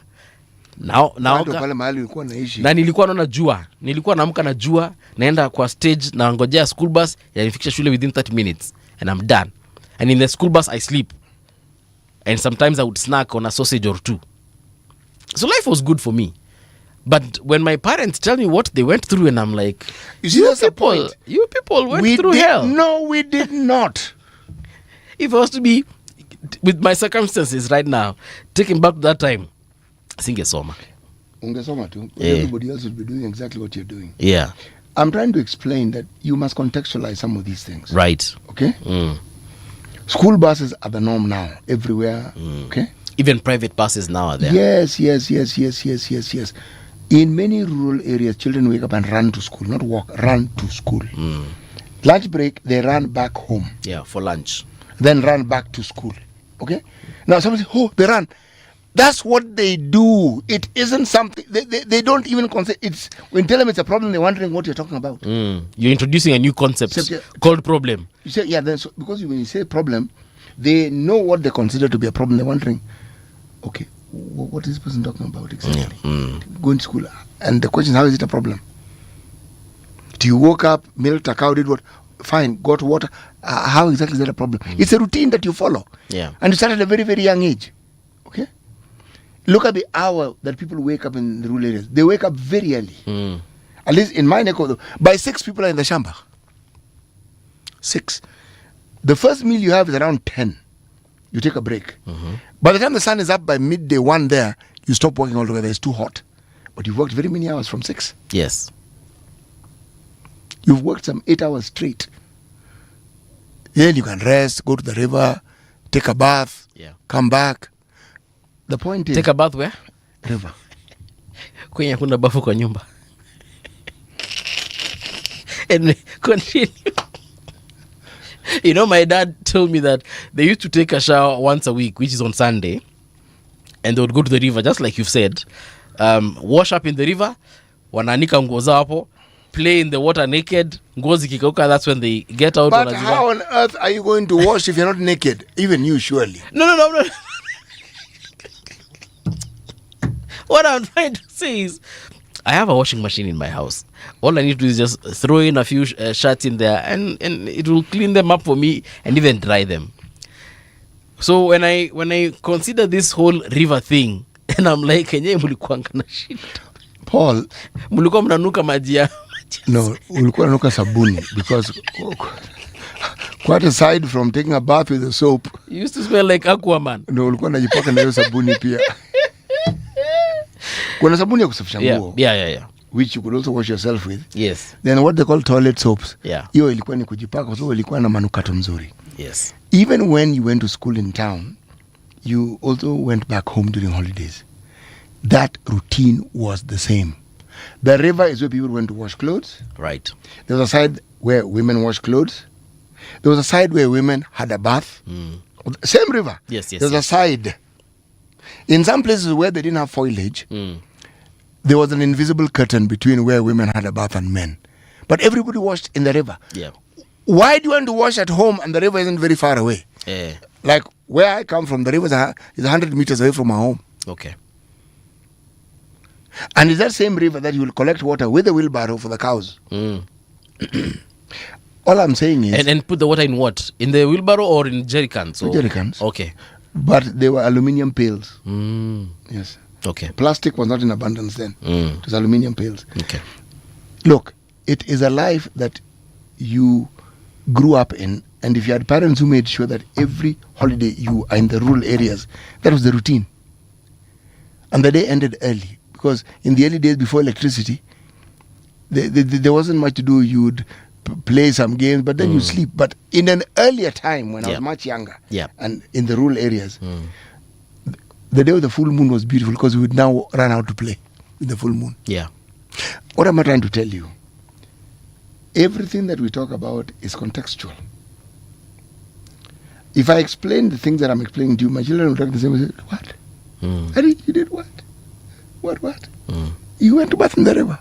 Now, what about if I add about a story of how one day we were bathing in the river and there was a python that sort of like swam across the river? Yeah. Say, what? Python. Sasa mimi hapa unaona umenimaliza sasa. That reptilian story we had in the morning, in the first hour now, takes me back to that. And you've just mentioned that. I remembered something else also. My parents tell me, my mom actually came from a cool family. She grew up in a well-off family. They had good beds. They had bus. Actually, my grandfather from my mom's side, he had even a fleet of buses that would drop all his children to various schools or destinations that they needed to go to, because it used to play the Nairobi, Machakos, Kitui routes. So hawa walikuanga sawa kuanga na stress. But on this other side of my father, he tells me horror stories. Like the first bed mattress he encountered, it was when he joined Form 1. And I'm like, miaka yote bwana, before you went to Form 1 ulikuwa unalalia nini? Your perspective is the time in which you live in. Yes. And you are not able to transpose your mind to his time. Yeah. What people slept on in my very early youth was a reed mat. Yes. Not a blanket. Yes. Not a mattress. The mattresses I then came across a little earlier on was stuffed with grass. Okay. Yeah. This is a long time ago. The dried grass like hay. You are talking about around 1960. Yeah. When I was 2 years old or 3 years old. Okay? Now, at that point in time, the rural home, where I live now, we moved to. We live near a river. That river used to flood. Yes. I still remember the child waking up with a floating sensation. The reason why I had the floating sensation is because... The water carried you away? No, the water had entered the house and the reed mat was floating. And then you on top of the mat, so yes. Of course you were floating. You're floating, yes. The floating sensation was real. So water would actually enter the house But what woke me up was not that. What woke me up was when I stepped down, the water was very cold. My grandmother tells me stories of how a time would come when the river really flooded. The fish would actually come into the compound. So you just literally pick your dinner from... You don't really need to stress yourself too much. Chakula inajileta yenyewe, mboga. Umekaa pale inakuja. The contextualizing of these stories is what makes relevant. So you understand the progress that has been made over time and what has also been lost in terms of the communal socializing that living in that particular environment brought about. Because meals were had near the cowshed for the boys. There was always one very huge ugali. There was like a small bakuli that you were given. Yes. There was vegetables. There was soup. Yes. And meat you ate a piece. One. Was it like a huge one, like this computer mouse, or smaller than that? One small piece of meat. Everybody was given a piece of meat. Hii ilikuwanga nyama ya how much in I don't know, but modern times? You see, before you understood it, the light is not very good. It was dim. And the ugali was usually a mixture of wimbi, mtama, and then mahindi. So it's brownish. And meat is also brownish. If you make the mistake of putting your meat on the side of the plate of the ugali, when somebody goes for the ugali, he'll take your meat as well. Then it's a wrap. It's a wrap, and you also dare not complain. There are experiences that you have as a child that form a very beautiful part of your memory. Bless you. Thank you. And you don't realize it until you grow up, because it's what makes you understand the world in the way that you do. Because you've traversed, like you've traversed universes. You saw that, then you're in town, then everything about it is you, and it's part of your life. But it enables you to actually be able to accommodate a diversity of things that ordinarily you wouldn't if your experience had also not been diverse. Yes. Okay. There's Eric Oor who says, I miss that life. Life was not complicated. It was not complicated. Ilikuwa too simple, yani. It was not complicated at all. What kind of homework were you given? Were you given the same homework we were given? What I remember was that the books that I used in primary school, I was the firstborn. I still am. The children, they all use the same books. Yeah. They didn't change them. Of course. So the syllabus was the same. It was anyway. the same. It was the same. Makes sense. Yes, and even uniform, when I outgrew them, there was somebody waiting to wear them. Hapa in 2025, 2026, you are buying uniforms every time. Sababu mtu amenona. Which is a good thing, depending on where you're coming from. So the Ministry of Education anyway has said that the circular also details the schedule for major national examinations, the Kenya Primary School Education Assessment and Kenya Intermediate Level Education Assessment will run for 5 days starting October 26th, while the Kenya Junior School Education Assessment and Kenya Pre-Vocational Level Education Assessment will also begin on the same date and the last 7 days. Now, of course, if you are affected by any of this, you can check it out on our website, that is radiogeneration.co.ke. Hapo utapata, uhondo wote as far as that calendar year is concerned. But of course, you can verify further on the ministry's website where the original information came from. Next story takes us all the way to Uganda, which they have denied plans for an internet shutdown ahead of their general election, which is set to take place in 9 days.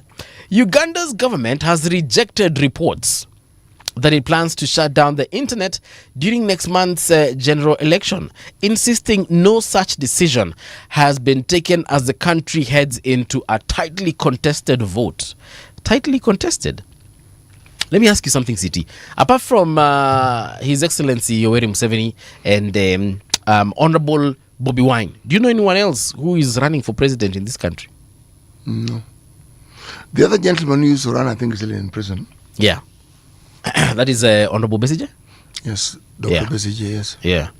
So they're saying, speaking at a press conference, or rather press briefing in Champara yesterday, the permanent secretary at the Ministry of ICT and National Guidance, Amina Zawede, said claims of an impending internet blackout were false and aimed at stirring fear. She said the government had neither announced nor issued instructions for an internet shutdown ahead of the January 15th, 2026 election.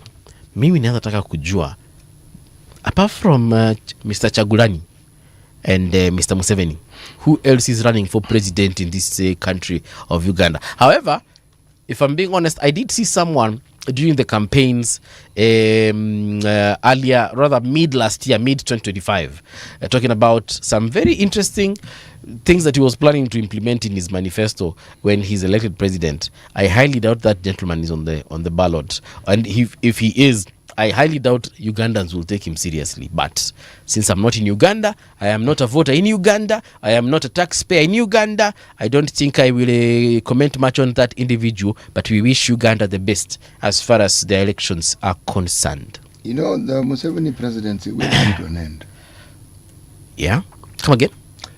The Yoweri Museveni presidency will come to an end. Oh, yeah. Every presidency comes to an end. Yes. I say this because when somebody's been in power for very long, Yes. people behave as though it won't come to an end. It's like you're stuck. Yeah. Nobody believed that Moi would actually vacate that position he had Yeah. peacefully. Mm. They thought He was Because- either going to die in power. Yeah, because the examples we had around us were people either taking off because people, like Zaire, Mobutu. It was the norm. Yeah. The only place that seemed to have that level of sanity was Tanzania. See, I mourn when I see the killing of young people in Tanzania and what Tanzania has become, because I know the history of Tanzania as the bastion of hope for very many people in those early days of the formation of our continent after independence. Yeah. And the very significant role that Tanzania played in making sure that it was a safe haven, whether it was Burundians, for Rwandese, for Ugandans. They even went further and helped liberate Ugandans from Idi Amin. So to see it descend to what it is now, with the level of intolerance that this particular government has displayed, it is sad. It's very, very sad. Yeah. They were at the forefront of opening up this space of accommodating people. At the very forefront, doing things that other people had not thought of doing.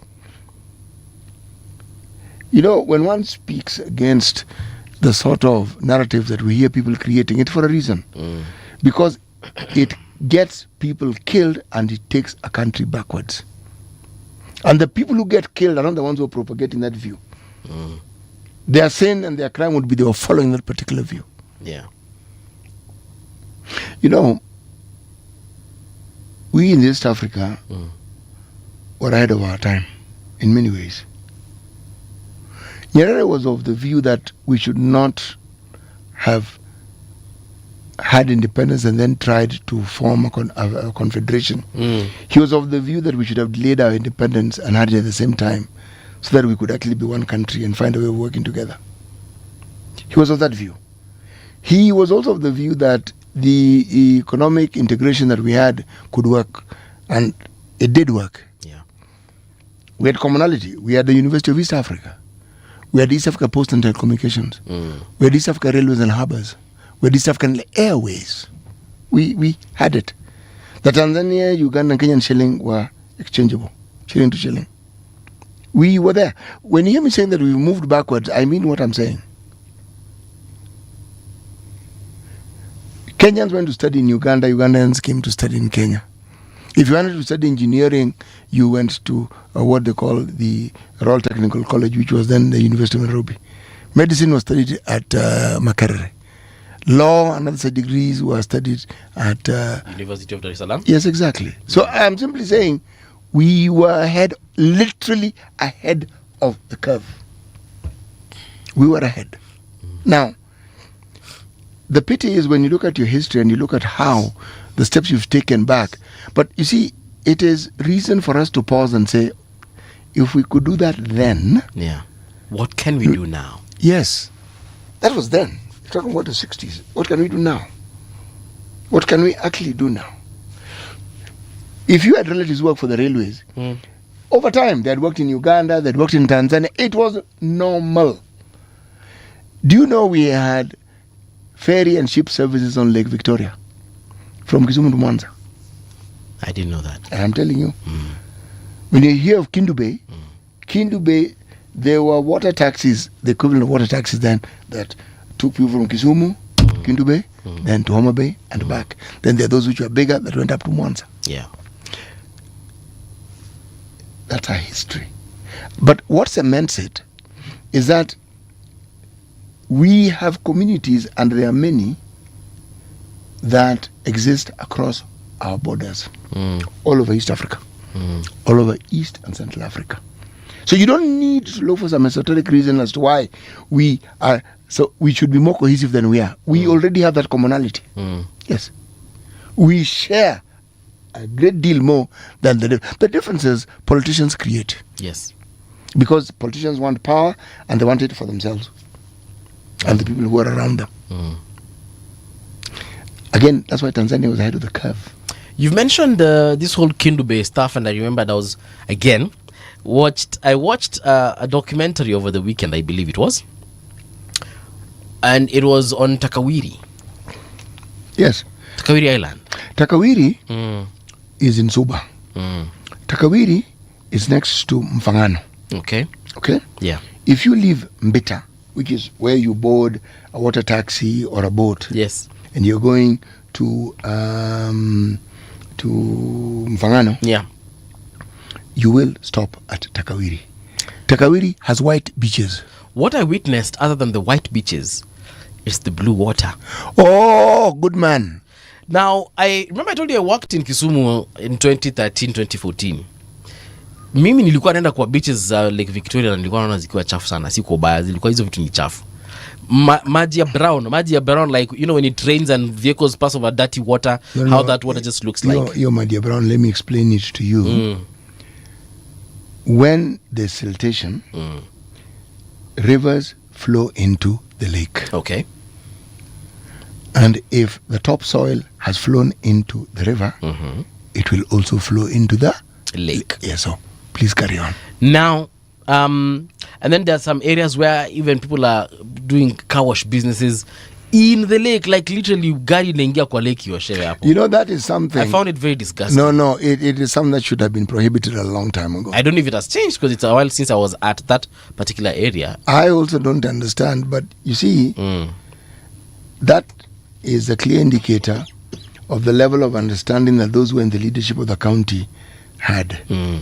Surely, near that very lake, was it difficult to put up a structure where you could wash cars? And then the water, once they wash their cars, is draining back into the lake. Yes, the oils, everything, yes. Gari imetembea huko imekanyanga God knows what.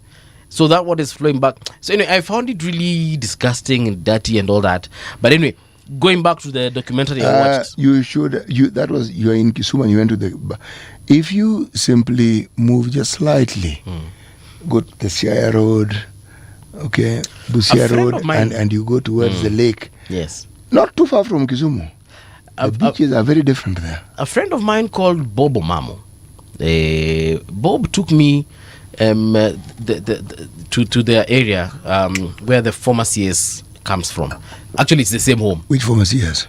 Omamo, Rachel Omamo. Yes. Former CS for, I think she was defense forces. Comes from the same backyard of as Raila. Yeah. So I think they're either sister and brother or auntie and nephew, I'm not sure. Yes, but they come from Bondo, basically. It is Bondo. So they took me to Bondo. There are beaches there. And their homestead, which is literally is a beachfront area, if I may call it. The water there is clean. Yes, that's what I was trying to tell you. That's Kisumu. Yeah. And even if you move from Kisumu and go to Dunga. Yes. Dunga Beach, I've been there. Yeah, but there's no beach to speak of. Most of it. It's called Dunga Beach. Yes, but there's no beach to speak of. There's water. And the water is fairly clear. Lots of hippos there also. Well, yes, they tend to live in water, actually. I know, yeah. Lots of hippos there. So I was trying to tell you what I saw. So when I remember Kisumu, how I remember it, then I also remember Bondo, Malindi, nilienda kwa kina, Omamo, venye kunakaa. Then tuende all the way to what I saw kwa hii documentary ya Takawiri. I was like, what? The water is blue, like blue like the sky. Like, if someone took a picture and asked you, where do you think this is? Before I knew it was Takawiri, I would guess anywhere from Watamu to Lamu to Diani. Just so that we understand, they even have palm trees. Yes. Like I would have said this is anywhere other than Lake Victoria. And it made me wonder why we are not, number one, why that hasn't been publicized enough, because why am I finding about it now, and number two, why the other places in Kisumu are not as clean as this, and what can be done. But you described why it isn't so. Yeah. Remember also, Kisumu is home to certain industries. They're not as big as some of the ones we see across, but they exist. Okay. And for the longest time, those who are in charge of the environment allow these fellows to actually push the affluents and everything else into the water. Yes. Okay. So all I'm saying is there has been a mismanagement of the environmental concerns in a place like Kisumu. And this has happened for the longest time. So the benefit that should accrue from having a water body that close has not been fully realized. Yeah. No. Your place in afar kufanywa kitu. Something needs to be done. It needs to be done ASAP. All right. There's a story here, and we'll be tackling it in the next hour. Gunfire was reported near Venezuela's presidential palace on Monday evening. That is last night, just days after President Donald Trump ordered an attack on the country's capital and captured Venezuelan President Nicolas Maduro and his wife. According to CNN, gunfire was heard in Venezuela's capital Caracas near the Miraflores Palace, while what appeared to be lights from drones and anti-aircraft fire could be seen in the night sky. U.S. forces invaded Venezuela on Saturday and captured President Maduro and his wife Celia Flores before flying them back to the United States to face trial for drug trafficking, which, by the way, Maduro has pled not guilty in the U.S. narco terrorism case. Again, we'll be talking about this in the next hour. Yeah, but just to touch on what is happening in Venezuela, man, these are crazy times these people are experiencing. One weekend you're told your president has been taken, so now you have an acting president. Then the next thing mnasikia gunfire. Mnaanza kuuliza, okay, sasa wamechukua huyo pia. Wakichukua deputy president, nani anabaki? They have a constitution. I'm sure they have a provision for it. I'm sure they have a succession, whatever. They do. But these are, like I said, scary times for the people of Venezuela. Because, number one, things are happening that are beyond your control as a country. A foreign nation decides to come and take your president. Na mko hapo tu mnaangalia. Whether you agree with that foreign nation or not, it has happened.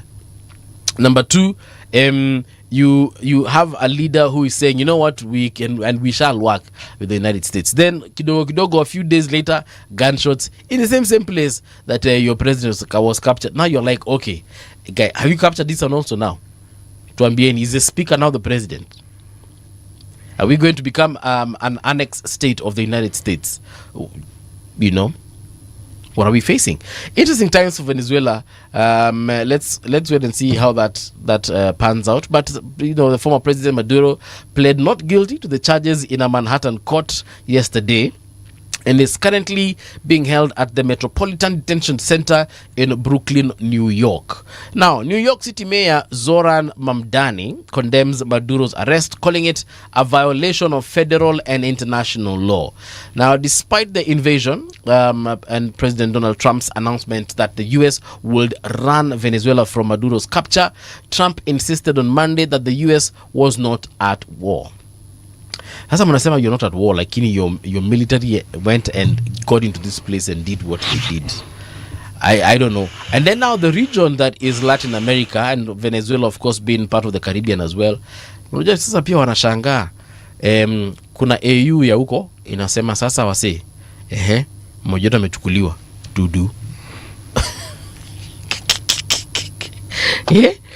Tudu. Interesting times These Venezuela are is not, living in. there are those who assume that what we are seeing Yeah. are an indication of the power Yes. America has. America has power, It does have but power. when a country seeks to flex its muscles this way, Yeah. there's a clear understanding that their power is in decline. Yeah. Whenever people want to show might, when we already accept they have might, we Yes. accept they have might. Yeah. But you have to display it by going into someone else's country and abducting their leader because you feel that the laws that you have are superior to those that that country has, and that you can superintend and superimpose your own laws on that particular country as you see fit. Yeah. That isn't a sign of strength. No. It's a sign of waning strength. Yeah.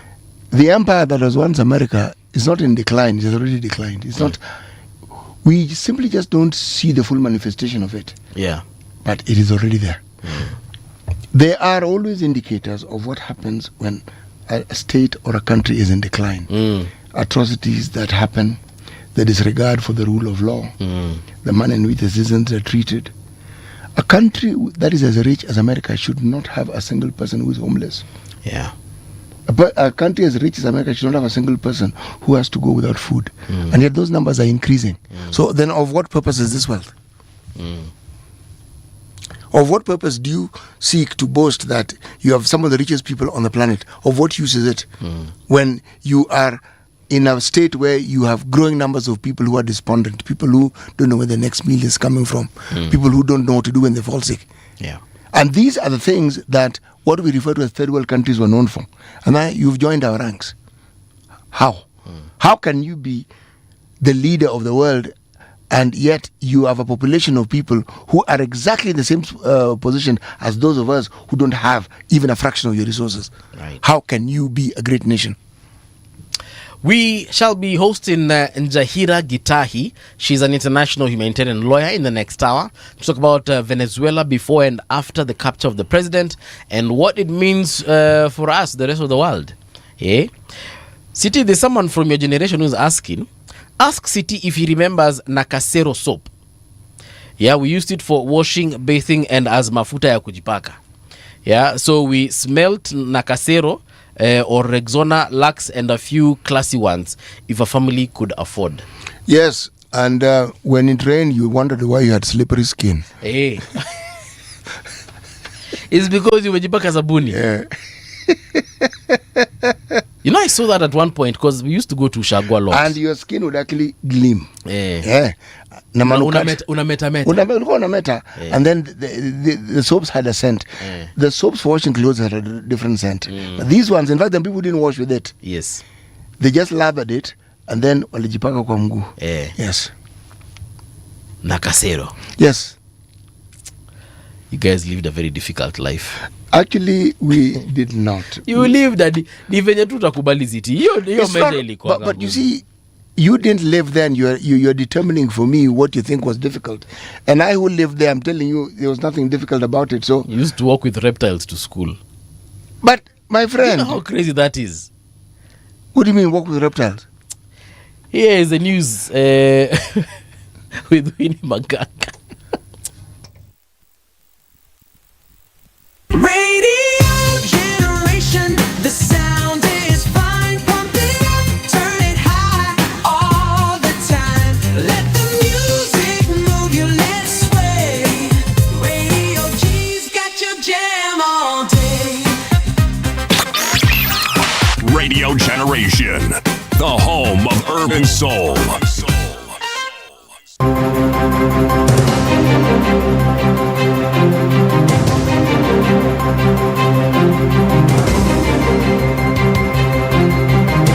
This is the Radio Generation News. Good morning, I'm Winnie Maganga. Transport Cabinet Secretary Davis Chirchir has urged motorists, parents and guardians to prioritize road safety as schools reopen for the new term. The CS warns that increased traffic on major roads poses heightened risks to children. In a public appeal issued as learners return to school across the country for the first term of 2026, Chirchir called for collective responsibility to ensure that every child gets to school and back home safely. It's another time when we realize really a challenge on our roads because schools open on one day, and therefore all the thousands of students going back to school create an avalanche of passengers on the roads, and therefore parents help us as we enforce the safety requirements on our roads by ensuring that we do board vehicles which are properly licensed vehicles. Learning was on Monday disrupted at Loromuru Primary School in Baringo County after the Kenya Forest Service demolished the institution on Saturday night, saying it sits on gazetted forest land. The agency, which has pledged to relocate the school, says it was illegally built within Mukutani Forest. The school sits on congested land between the Endorois community and the government following its gazettement in 2016 as Mukutani Forest. Locals are appealing for government intervention, warning that learners will have nowhere to study as schools reopen. Hakuna kitu inaitwa Mukutani Forest. Kama iko, nataka nione beacons imeanzia wapi mpaka wapi. Na kama serikali wanakuja kupomoa, wanapeana notice kuambatana na sheria. Sasa hii wanakuja kupomoa usiku na kuiba vitu na kupasua vyakula, unapasua chakula na kumwaka.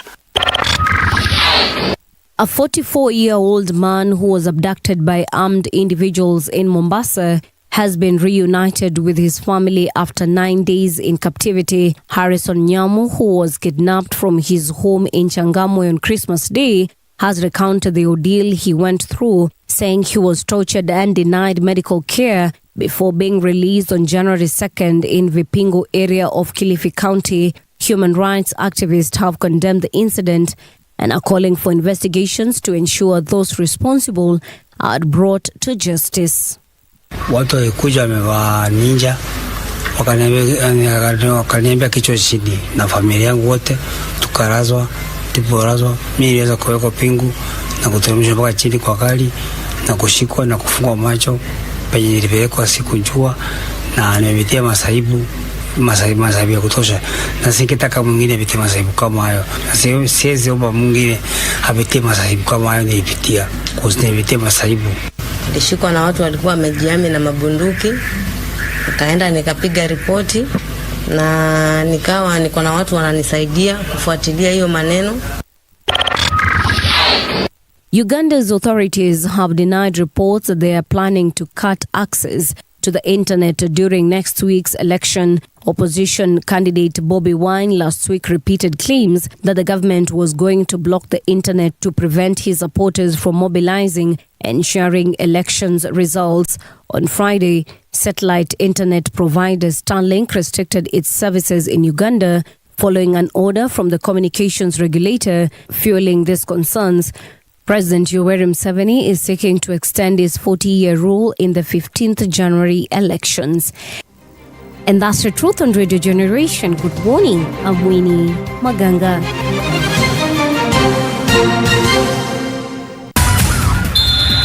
Sports on Radio Generation. Good morning, I'm Samuel Otieno. Nigeria swept into the quarterfinals of the 2025 Africa Cup of Nations with a commanding 4-0 victory over Mozambique in Fes. The Super Eagles were on top from the get-go, and talisman Victor Osimhen had an effort ruled out for offside within the first 2 minutes. Their pressure eventually told off in the 20th minute, as Ademola Lookman curled home from Akor Adams' cutback to break the deadlock. 5 minutes later, Osimhen doubled the advantage for Nigeria, Mozambique making their first appearance in the knockout stage, struggled to contain Nigeria's relentless attack. Egypt have booked a place in the quarterfinals of the 2025 Africa Cup of Nations after scoring twice in extra time to beat Benin in a tense last 16 clash in Marrakesh. Mohamed Salah was among the scorers as the Pharaohs finally broke Benin's resistance. Chances were few and far between in regulation time. After a goalless first half, Egypt midfielder Marwan Atia opened the scoring with a superb strike from the edge of the box with just over 20 minutes left. Benin, who had struggled to create clear chances, leveled late on when a deflected cross beat goalkeeper Mohamed El Shenawi, allowing Jodel Dosu to tap in and force extra time. And that's your sports update on Radio Generation. Good morning, I'm Samuel Otieno. Sports on Radio Generation. The views and opinions expressed on this program are those of the guests and do not necessarily reflect the views of Radio Generation. Radio Generation assumes no responsibility or liability for the interviewee's views. This is Radio Generation. In the beginning, there was morning radio.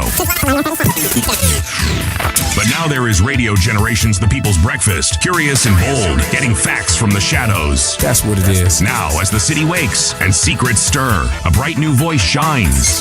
The People's Breakfast. Your morning, your voice, your journey. Good morning. Good morning, my neighbor. Welcome to the home of hard truths and bold insights, Radio Generation. A very good morning to you and welcome back to Radio Generation. It is now 7 minutes past 8 o'clock. A big shout out to everyone who's tuned in right now. I can see a lot of activity on YouTube from 2.0 JD Ward Muhuru, wengine kadhaa hapa hivi. Eric War, how are you doing? Very good morning to you. Kahawa Tiso, happy new year. Baraka Tele, asante sana for tuning in. Keep on sending your comments and your your thoughts on our conversation this particular hour, which is about Venezuela before and after the capture of the president, what it means to the world. And with us in studio is international humanitarian lawyer Njahira Gitahi. Sasa sijui nikuite daktari ama nikuite tu wakili, but a very good morning to you. Good morning to you too. You're well? To be here. I'm very Happy well. New Year. Happy New Year. Yeah. The world woke up to interesting news over the weekend when we discovered that the president of Venezuela was, do I say abducted? Do I say was kidnapped by the US? How would we describe the situation that happened in Venezuela? We would describe it as severely illegal. There is a concept of head of state immunity, right, where you don't just get to try presidents out of the blue. Yes. But also it's a violation of Venezuela's sovereignty and territorial integrity. It's wrong on all counts. Yeah. But now what happens, and I'm asking this because I'm taking it from their context. And by their context, I mean the American perspective. The vantage point is, number one, this guy was an illegitimate president. Right. The elections that got him to power, were not legitimate, or whatever it is that they decided they were not. Yeah. And then, of course, we have other regions also who said, hey, that situation in Venezuela, alifikaje hapo, So it's like this elephant on top of a tree, and you're wondering how did it get there?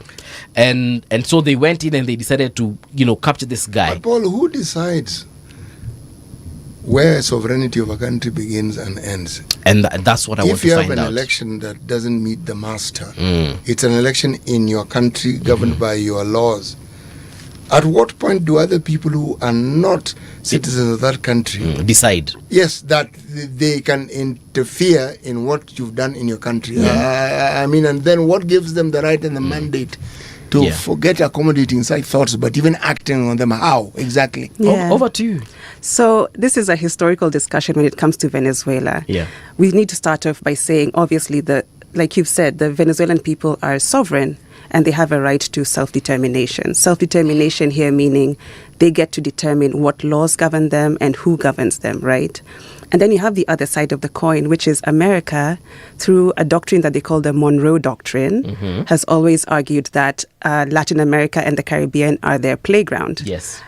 Because they're just close to them, they get to do whatever they want in Latin America and the Caribbean. And this means that they have a lot of interest in how the politics are run in the Caribbean and in Latin America. So this is something exclusive to America, the United States. The United States of America, yes. Okay. So explain to my colleague here yes. that in 1823 there was a president called James Monroe. Yes. And that gentleman, yes, together with his Secretary of State, Quincy Adams, are the ones who came up with this idea. The Monroe Doctrine is actually a contradiction of terms. Yes.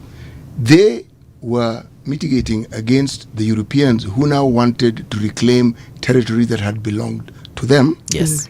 And they were declaring that these countries in Latin America and the Caribbean actually, in essence, had a right to sovereignty. Exactly. But then, by the same token, they were giving themselves the right to be colonial towards these particular individuals.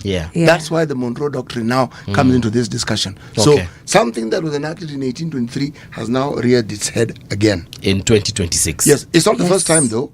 Yes. It's not the first time, but now it is clearer. Arguably, they were fighting against Russians who were encroaching on Alaska. They were talking about Spain, Portugal, Britain. It is strange.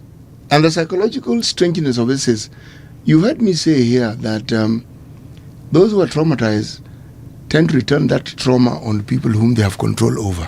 America was a colony. Yes. They get power, what do? They behave exactly like their former master, if not worse. Britain were sometimes even subtle about it. That's why the word subtle exists in their language. Euphemism exists. They do it, but they do it in a way that they will try to make it appear that they're not doing it. Americans are in your face about it. They sugarcoat it. Yes, these fellows don't. They don't, yeah. And especially Trump. Trump really doesn't sugarcoat it. Yeah. So you were saying, yeah, you know, what Trump did was, how would we describe it? Right, so it is illegal. So I was saying, also in the 1800s, there was a man in Venezuela called Simón Bolívar. He's the father of the nation. And he had a vision for Venezuela where they would be moving away from these colonial masters and carving their own way. And this is coming back to bite us in the present day, because you had Hugo Chavez coming into power in the 80s, and he was a disciple of Bolivar, and that's why you had the Bolivarian movement. And basically the Bolivarian movement is a socialist movement, and if there's a word that the United States of America does not want to hear, it's socialism and communism, right? So right from the beginning, they were very much against Chavez, and Maduro is Chavez's successor. So America is upset with him as well, because he continues the legacy of socialism and self-determination. And primarily that is taking away oil from America. It always comes back down to the resources, in this case for Venezuela, oil. Yeah. Trump wants the oil, and he wants it right now. And he is much less subtle than even his predecessors, than Biden, than Obama. All these people waged propaganda wars against Venezuela. Trump has just decided to skip all those steps and get what he wants. Yeah, no one was very physical about it. Yeah, everyone was quite subtle. From Obama saying that Venezuela is a threat to America, to Biden taking up that mantle, Trump just skipped all those steps and said, let me get what I want. Yeah. You know, what I find of interest is this. Here you have Venezuela and its proximity to America. But then if you go just a little back in history, let's start with 1812, where there were wars that America had with Britain. Then let's come to the Spanish Wars. Let's talk about Texas. Let's talk about California. There are states in America that were actually Mexican states. So any proximity that America has to Venezuela has always had to do with their colonial activities, expanding their borders, and in expanding their borders, they have been able to get close to countries that were previously really not close to America. They were close to other Latin American countries. Exactly. Yes. Yes. That's true. Now, President Maduro arrested, taken by force to New York, where he's currently incarcerated. Now he has pled not guilty. Of course, the US says he's a drug baron in very many words. They are saying that also, he was trafficking also weapons and so on and so forth. He has pled not guilty, obviously.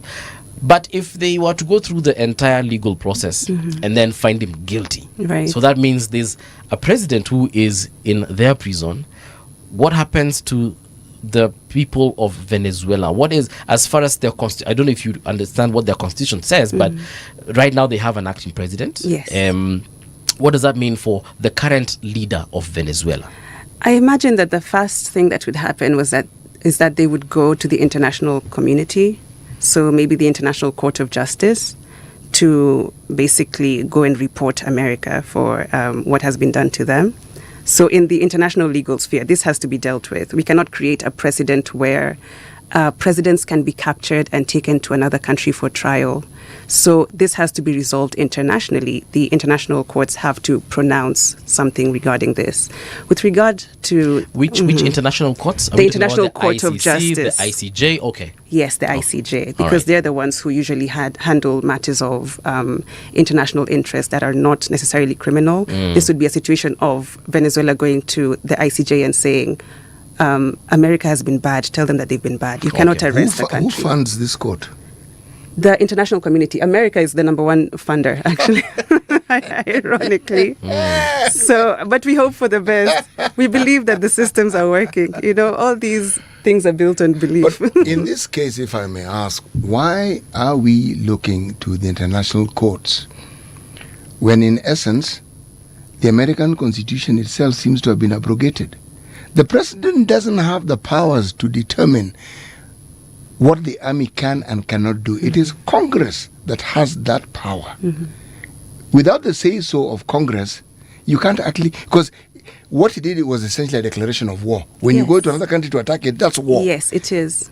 So, within even the boundaries of the United States and the Constitution that they have, could one then not argue that that is where you start off, because we have a president who has disregarded his own Constitution? It is, and yet America gets away with so much, right? Even, I guess, the Congress would retroactively agree with what Trump has done, because at the back of everyone's mind in America, it's the right thing to do, right? Whether you have... So what I would say... It's the right thing to do? Yeah. How exactly? To them. I'm not saying that it's right. Oh, no. I know exactly what you're saying. I am picking your brain. How is it the right thing to do according to them? What is right about it? Well, for America essentially has a one-party system, whether we like it or not. So you have the Republicans and the Democrats, but they're all after the same thing, imperialism. They're all building empire. The Democrats might be more subtle about it. The Republicans are more overt. But they're all after the same objectives. So it's very easy for them to maneuver their way, finagle their way, and argue that for the greater good of the American imperial movement, this works for them, because they want to capture Venezuela and finally get it within the control of America. So, yeah, for them, it could always work out. One way or another, they'll figure it out. Yeah. Yeah. So this Congress is just doing what they do best. Exactly. Okay. What America does best. What America does best. Yeah. I would therefore argue that if we're just referring to America as an animate entity, that they actually don't learn, do they? But they're always winning. No, they are not always winning. That's the point I'm trying to make. Right. They're actually not always winning. Because when you say they're winning, what do they win? More power. Do they really? More power, more influence. Do they really? We have had countries that wielded infinitely more power across the globe than they do. Historically, people will talk about Britain, people talk about the Roman Empire, and any other empire that has been there before. When you wield power excessively, and when you wield it even against the very laws and regulations that you've set for yourself, are you really gaining in power? Because unknown to most people, power is not something you take. Power is actually given to you. If people do not accept that you will rule over them, they will tell you and they will demonstrate. Let's just go to Vietnam and see what happened there. This wasn't some 100 years ago. It was just the previous century. Let's look at Afghanistan. Let's look at, I'm just coming closer. Let's look at the support that the US had for those horrific dictators that Latin America had. Terrible, horrible human beings who brutalized their people. Take your pick, whichever country. My favorite country is Cuba. Right. Batista. I cannot say on radio the things this man used to do to his people. Okay? They supported. Why are they surprised that these countries decided to be socialist? America supported so-called capitalism against people who brutalized them. So when I ask the question, don't they learn? They don't. And I think if they can't have their cake, they would rather leave your country completely decimated. So there's no losing for them. Either they win or they completely destroy you. Yeah. Yeah. So going back to the whole issue of Maduro guilty or not, let's say he's found not guilty. Right. Is he going to go back and be reinstated as their president? I don't think there's a possibility of him being found not guilty. Yeah. But I think also we need to discuss the narcotics argument. Yes. There's a phrase that says, before they send the troops, they send the media, which is we need to discuss how the media is utilized by the West particularly the phrase is called to manufacture consent for certain things happening, right? All right. So one thing that happens there is, for America to seem righteous in capturing Maduro, they must create a narrative around him that shows him as being this terrible person. So first they took the angle of being a dictator and that he's not winning his elections fairly, that he's actually rigging elections. That didn't really stick. So the other alternative that they pick is to create this narrative around him being a narcotics trafficker, which they did to Noriega in Panama in 1991 when they were fed up with him. So it's just a story that's created and it's fed into the media, and we're totally bombarded with these stories in the media every single day, especially with social media. And so we start to believe that Maduro is a bad person, Maduro is a drug trafficker, Maduro is a dictator. And if you look at the narratives on social media since he was captured, this is what people are saying. What America did is bad, but also Maduro is not a great guy. And it's like, according to whom? It's according to the narratives that have been built around him. So if we've been told year in, year out that Maduro is a narcotics trafficker, then he will be found guilty according to the narrative of America. And that's the happy ending for everyone. And they also say that he's mismanaged the economy. Nobody talks about the sabotage that America has focused on that particular country to ensure that it doesn't work. Venezuela has over 900 sanctions against it. 900. If we look at some of the countries that also have been mentioned in narcotics, we're talking about Colombia, we're talking about Mexico. And all these places, I even think they are worse off as far as their drug index is compared to that of Venezuela, if at all the Venezuela one is existent.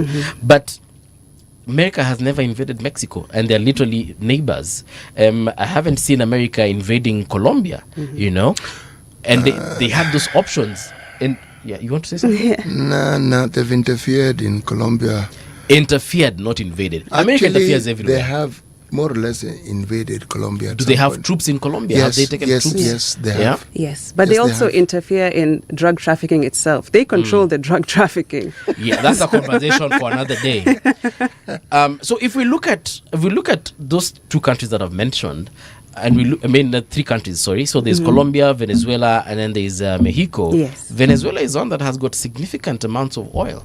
Yes. Correct. And that's what it comes down to. This was the main motivation. Absolutely. Yeah. And Trump has not hidden this fact. He has said it out loud. Like I said, compared to previous presidents, Trump is quite honest in why he's doing what he's doing. Yeah. So as the legal side of things try to create this narrative around narcotics, Trump is very focused and is saying, we want the oil. We want to control Venezuela.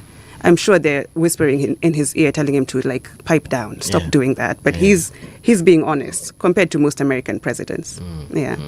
All right, so I guess we'll wait and see how that pans out. No, we will not wait and see. No. From where we sit, me and you. No. City, you're not going to Venezuela anytime soon. Neither am I going to America. Yeah. You see, Paul, why I'm saying we will not wait and see. We have a moment when we can reflect on some of these things with greater clarity. Yeah. You see, if you study the rise and fall of empires, it is not difficult to see the traits that you've heard me talk about over and over again.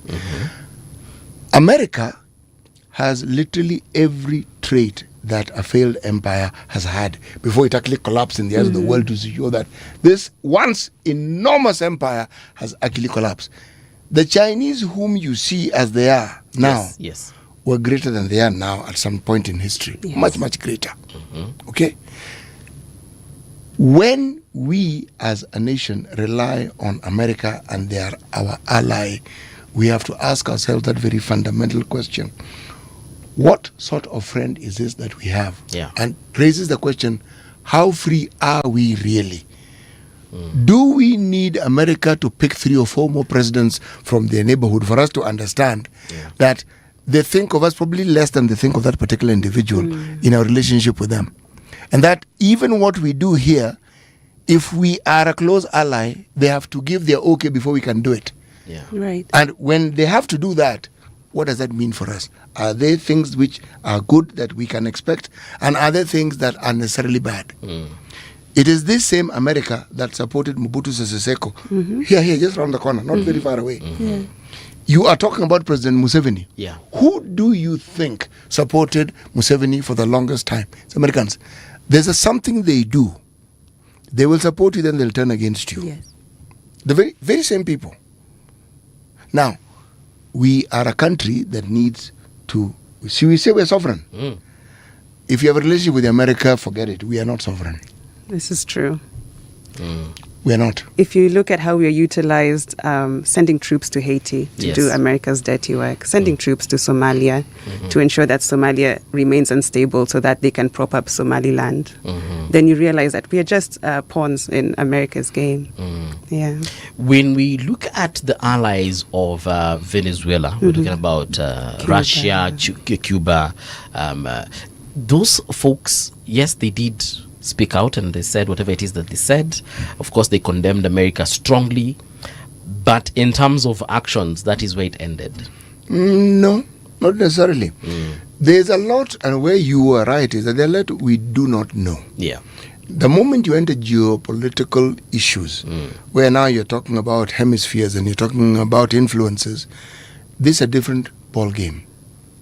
Because in all honesty, all these powers are imperialistic in one way or the other.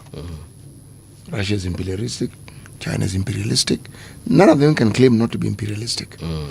So they will understand Russia still craves certain geographical areas around the US. China is too far away to claim, but they have spheres that they'd like to influence more than they've influenced. Yeah. They will not disturb America if what America is doing doesn't affect them directly. Not really. Yeah. They will not. Why? Because they understand. They will in turn want to do something to Tibet, who is their neighbor, Right. and they will expect that somebody won't squeak too loudly when that is happening. What am I saying? I'm saying, Paul, the moment for us to perhaps understand a little more deeply how these geopolitical issues are and what it means for us, it is actually now, because we are looking at Venezuela, we're looking at America, and you think it's far away. It isn't. We should actually look here and ask, the question asked, what does this mean for us? Who would have thought that Qatar, the Emiratis, would be involved in the Gulf of Aden? Who would have thought? Who? But they are. Who would have thought that these same players are involved in the Sudan? They are involved. Who? It is a game that is being played, and anyone who has economic might feels they can also expand their sphere of influence because they see the benefits. The Gulf of Aden, we understand the benefits that accrue from that particular place. A nice shortcut, if you're in the shipping business, for you to come into this particular region. So influence over that area is important. Why is Djibouti the one place on this planet that has so many military bases that you wonder, is this a country that is actually meant for building military bases? Again, the same imperialistic sphere of influence narrative that we are seeing. Yeah. And we are not far from Djibouti. We are not far from the Gulf of Aden. Or from the Congo. Yeah. We're not. So America, we like calling them Big Brother, doing all these things that they're doing. The other day they attacked some people in Nigeria. Yes. And we just went quiet. We said, "Do you want to fight anything?" And then that's it. Yeah, So, but did we have a real conversation there? about the attack in Nigeria? Yes. Do you really think that they actually attacked Nigeria without agreeing with the Nigerian authorities Of course about they what they were did. going to do? Of course they did. Just like And we've if been they discussing did it, then this that's scary. since yesterday. Do you really think that if Venezuelans who are in Venezuelan position of authority had not supported the Americans, that they would have been able to do what they did? Even if they have a weaker fighting force, there would have been a fight. But there's no fight to speak of. That means people colluded. Yeah. Yeah.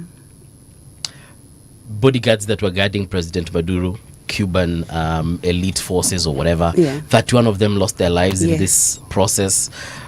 How is it a leader is protected by foreign troops? I know it happens like that in the Vatican, but I would expect Venezuela to have its own, troops to protect their own president. Yeah. Yeah. Venezuela has a really close relationship with Cuba. Who do we blame for the capture of President Maduro? Do we blame Cuba? Do we? Paul. Oh no. Paul, Oh, no. we have Rwandese troops in Mozambique. Yes. We have Ugandan troops in Equatorial Guinea. Yeah. I mean, come on, man. But when we talk about, when I wouldn't expect our president, Dr. William Samuel Ruto, to be protected by Ugandan troops. Exactly. But it Ama depends on marafiki the wetu strength. kutoka Tanzania. Sasa unajua kidogo nitaangalia niulize Wanafanya nini hapa? no, but I mean, I do not understand the geopolitics of that area. Right, but yeah. you see, again, if we look at it deeply, and critically, here's a president who's been abducted, being protected by foreign troops. Yeah. Don't you think we should ask questions there? This is about what a country chooses to prioritize. Yes. Venezuela focuses its budget on reinforcing healthcare, education. The people are starving. Food is a huge issue. They don't have the resources to start building a military, no matter how necessary it is. Cuba is a bit more advanced. They've been in this game for a while. They've been fighting America for a while, Bay of Pigs and all of that. They know that they need to be prepared. Venezuela and Cuba have a really good relationship. Venezuela actually prioritizes or incentivizes Latin American countries by selling them oil at cheaper prices, and Cuba is one of the recipients of that. Of course, Cuba provides healthcare to Venezuela while Venezuela builds itself up. So they can also provide their troops to bolster the security of the country.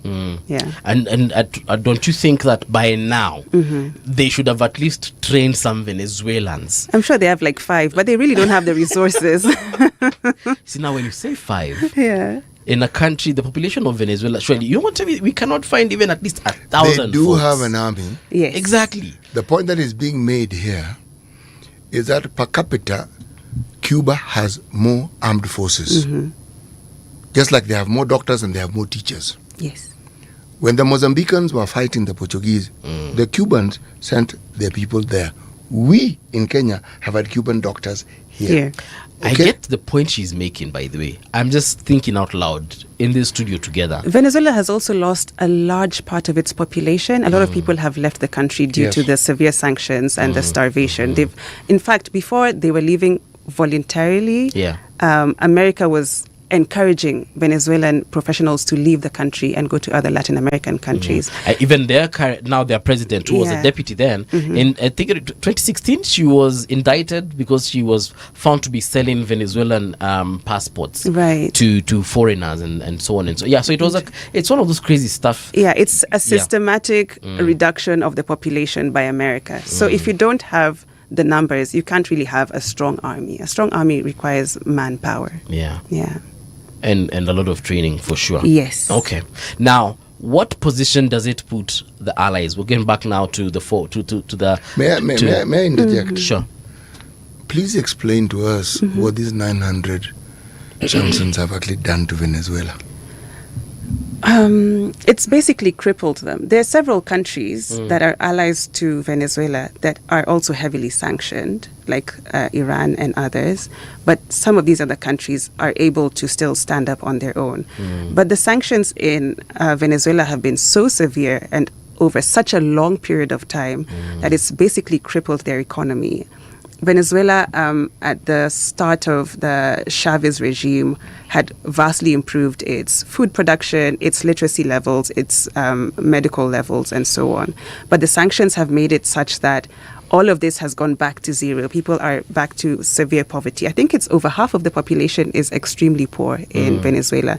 And this is because you can't trade with other countries. You can't move freely. Their airlines are not even allowed on air, like outside of the Venezuelan airspace. You can't buy their gold. Actually, is being held by the United Kingdom. It's being held in reserves in London, and they refuse to release it to Venezuela. So, for instance, during the COVID period, when all of us were struggling extremely, Venezuela was also struggling. I mean, they had been struggling pre-COVID, so now it was much worse. And they were begging London to please give them back their gold so that they can have some financial resource to help their people to bolster themselves from COVID-19. And the UK said, no, you can't have your gold back. So if another country is holding everything that you own, it's very hard to make positive steps. How is the international community just sitting by and watching all this happen? I know we are saying, America has all the The might international and power. community are the ones who have made it possible for these things to happen. How So is how it? can they sanction themselves? How is it that... There's two things here. So you have the General Assembly where they strongly condemn everything, like all the 190 countries come together and say, we strongly condemn. Yeah. And that's just word of mouth. It Full doesn't stop. have, And then you have the Security Council where real change can happen. And America is part of the Security Council. You have 5 permanent members, the United States, the United Kingdom, France, China, and Russia. And all of them have veto power. So even if all the members of the Security Council said, let's do something about Venezuela, it's very easy for the United States to veto it. And that's the end of the conversation. So it's not about letting it happen. It's the way the system is set up. You see, all these member states, these member countries or whatever, they're not run by cows. They're run by human beings just like you and I. Yes. If I see you doing something against city, I'll just be like, hey, lakini surely. But if we are enemies, yeah, and you and I are friends, and I slap him, yes, and then he comes to you and says, do something, we're friends, you're going to say, sorry. Yeah. But now you see, because leadership changes. President of America today will not be president of America in 2055. Yes, but it'll be an American. Yeah? Yes, empire stays the same. It's just a different face. So now, and I'm trying to think here as kawaida mwananchi wa huku chini wa ushago. Like, how is it that I'm watching you do this to CT, and I can just tell you, at least atampatie mkate basi. Why are you watching him starve? Why are you letting him starve? Mpatie mkate yake akule. But it serves our interests, you and I as the friends. As he's starving, we're eating his bread. And we grow stronger. Let me ask you a question, Paul. How do you think it is that in this great US of A, you have a situation that is discussed the world over about how the rich get richer, not because of just simple, straight enterprise, but because they are allowed to by not paying the taxes that they should. How? You compare it to the Scandinavian countries where everybody pays tax and you pay it well. So a country like Norway comes up and they have a sovereign fund that is unbelievable, that makes every citizen a millionaire, probably heading towards being billionaires. Why? On the one hand, there are those who keep talking about the democracy they practice. There are those who actually practice it. You don't even hear them talking about democracy. You don't even hear them telling you about how they uphold human rights, because they uphold human rights. But they never talk about it. Yeah, you don't need to say anything. They don't have to say. You can see it. And you see it in the lives of their people. You see it in their health care system. You see it in the education system. Healthcare free of charge from the day you're born until. Education free of charge until. America is actually richer than these nations. So, when you talk about democracy, the practice of it and the talk of it, and imperialism couched as democracy, the opportunity to see it with clarity is here in the information age, where this information is now proliferated and it's available everywhere. How do you explain a rich country like Venezuela, people starving to death because somebody has purposed that is what they should do? They strangle hold the country so that it can't actually breathe. Yes. That's really it. Hugo Chavez raised people who had no chance of ever having an education, no chance of ever being in what you call mainstream. He did that for people. That's why people worshipped Hugo Chavez. And still do, yeah. Yes. He was worshipped because that man brought about changes that nobody had ever anticipated for their people. Yeah. That man was fought by the Americans. He was fought. Now, people like Hugo Chavez makes the Americans look bad. This is a small country. It's supposed to be not too developed. Someone comes along and it is visible for anybody who cares to again see that the people are actually benefiting from this person's rule. And yet you're claiming to have a better system and one can't see the same example where you're at. Not good. So you find ways of ensuring that this person is painted in the worst way possible. Yeah. And the media plays a beautiful role in ensuring that happens. Absolutely. So now for the president, the acting president of Venezuela, what are her options as far as dealing with America is concerned? Because she obviously demanded for the release of their president. She was like, how do you just come here and kidnap our guy? So Murudisheni, number one. But number two, she is compelled to say that we are willing to work, and she has already said it anyway, we are willing to work with America towards peace to ensure that everything is running smoothly. What position does it put her, even politically, in her own country? So I know that Venezuela has a people-led democracy. They call it a people-led protagonist democracy. So everybody takes personal responsibility for the democracy. And as is the case with many other socialist countries, they're not trying to fight with anyone. They're actually a very peaceful people. Venezuela, even after being absolutely destroyed by America for decades, still went ahead and helped Americans during Hurricane Katrina. So you would be able to understand why they would say something like, we're willing to work with America to promote peace. They want positive outcomes for everyone. They do not want to go to war with anyone. Yeah. If anything, they want America to behave and to leave them alone. So I'm sure her people understand where she's coming from. They do not want to take the aggressive route. You do not fight aggression with aggression, because what America has committed is a crime of aggression. You cannot retaliate, because then, like you said, it becomes all-out war. So I'm sure she has the full support of her people, and everybody wants Maduro to come back. But again, her first recourse is the international community, unfortunately. You get a ruling in your favor. Nicaragua did that when America backed a coup attempt against the Sandinista regime. Okay. The ICJ said that what America had done was very bad, but it only goes as far as that. Oh, they just said it and then... Yeah, that's it. Everyone back to having mojitos. Basically. Yeah. Yeah, so... That's the most that you can do in a situation like this. Because, again, America cannot be taken before the ICC. Or ICJ. ICJ they can, because it's just an opinion. But the ICC they cannot, yeah. Oh, so wait, so does You should that... ask why can they be... Yeah, ask me why. Yeah.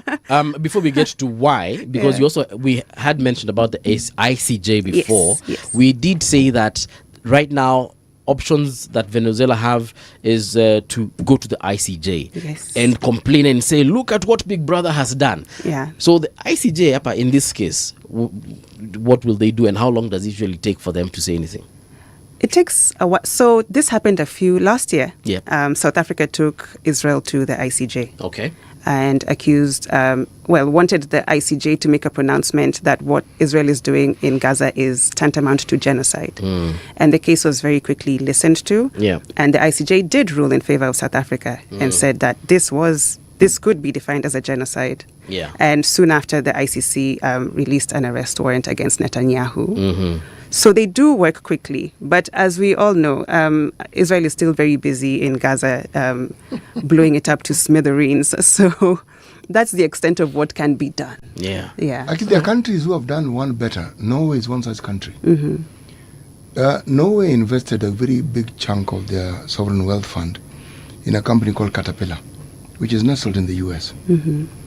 When it came to light that some of the equipment that were being used to bring down buildings in the Gaza Strip were Caterpillar, they asked to withdraw their investment in that particular business. Yeah. They said no, their money cannot be used to commit the crimes that they are seeing.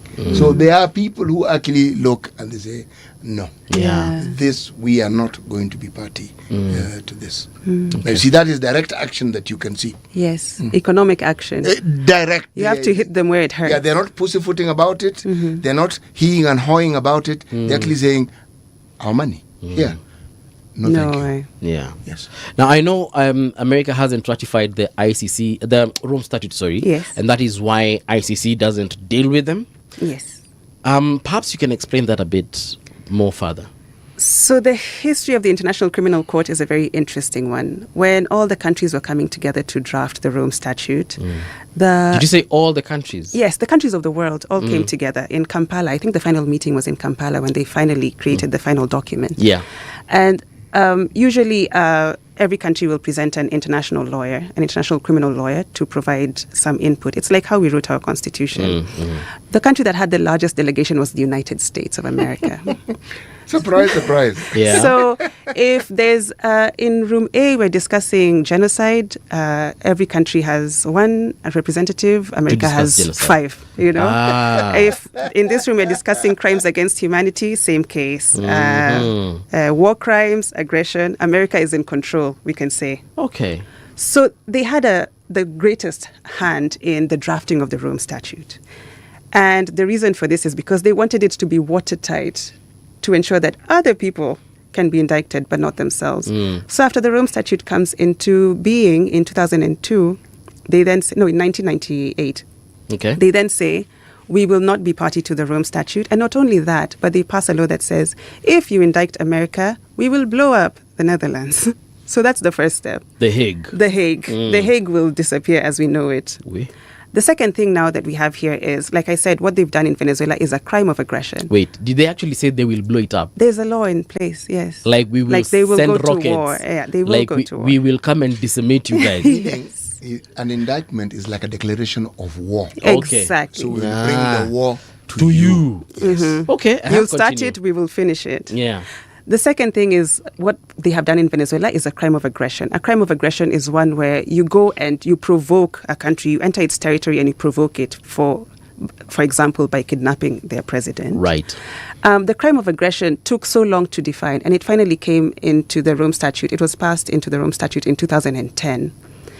It cannot apply to any country that has not ratified the Rome Statute. Yeah.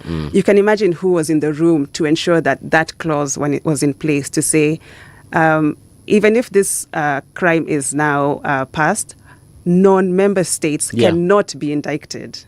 Guess who were the largest delegates in the room when such decisions were being made? The Americans. They know what they're doing. This is all very calculated. Again, let me ask you, all the countries of the world, how on earth did they allow this? It's that those soft tactics, like I'm saying. We're all having a discussion, but the largest voices in the room are the Americans. But let me ask a question. Yeah. This isn't an isolated incident. No, not really. Why don't we just focus our attention briefly on Gaza? Why do you think that the Israelis are able to do what they do with such impunity? Because they have the American support. It's not really complicated. Yeah. The things that we've seen there reminds one of the Holocaust during the Second World War. Vividly. Then people start going back to the issues around Baghdad. People start going back into history. But what is happening in Gaza now is something else. Now, we're talking about the international community.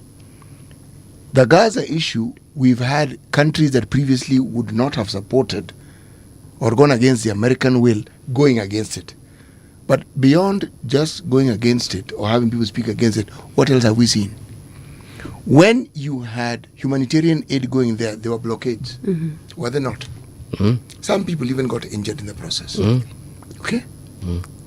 Now, you tell me, are you telling me these countries who even had people, citizens of their countries going there, don't have the physical might to have told Israel a thing or two? They do. So, in my opinion, some of those things are window dressing to show that we are actually committed to showing that we care. But beyond that, their own interests were never challenged. It was that of the Palestinians. When the West African countries who have the sort of mineral that France desires put their foot down, man, the threats that France issued were real. They were real, genuine threats of what would happen. So France doesn't think very differently from the way the Brits think. Brits don't think very different from the way the Americans think. The Americans don't really think very different with the way the Russians think. The Russians don't think very different from the Chinese. The thing about the Chinese, when you talk about all these people, the vast majority of them are essentially European. The Chinese are subtler than even the Americans. They're really, really subtle. Their approach to this whole affair is very, very different from the West. They don't have this holier-than-thou attitude where they hold you to standards which the people who are holding you to don't even uphold themselves. No, they are a little more honest when it comes to that. So when you're talking about Venezuela, it's just the latest case in something that we've witnessed in the 20th century, the later part. We're now beginning to witness it more and more and more. In the previous hour, I told you, when a country goes into the levels of aggression the American is displaying, that isn't a sign of strength, it's a sign of weakness. That system is collapsing. That experiment of democracy that they have, their democracy, it's not doing too good. See, now it's open season because China can just swoop into Taiwan, do something similar, or Tibet, or, all these other territories that they claim. Russia now can say, si mulifanya hivyo. Swooping into Kyiv, take Zelensky and decide simulifanya. Sasa nini mnatuambia? Yeah, they wouldn't. I don't think they would. But I'm just saying, if we had a crazy enough leader, and I believe we do, Paul, don't you think that's a possibility? Paul, The Chinese. Yeah. Do you know how small Taiwan is? It's actually, yeah, I know.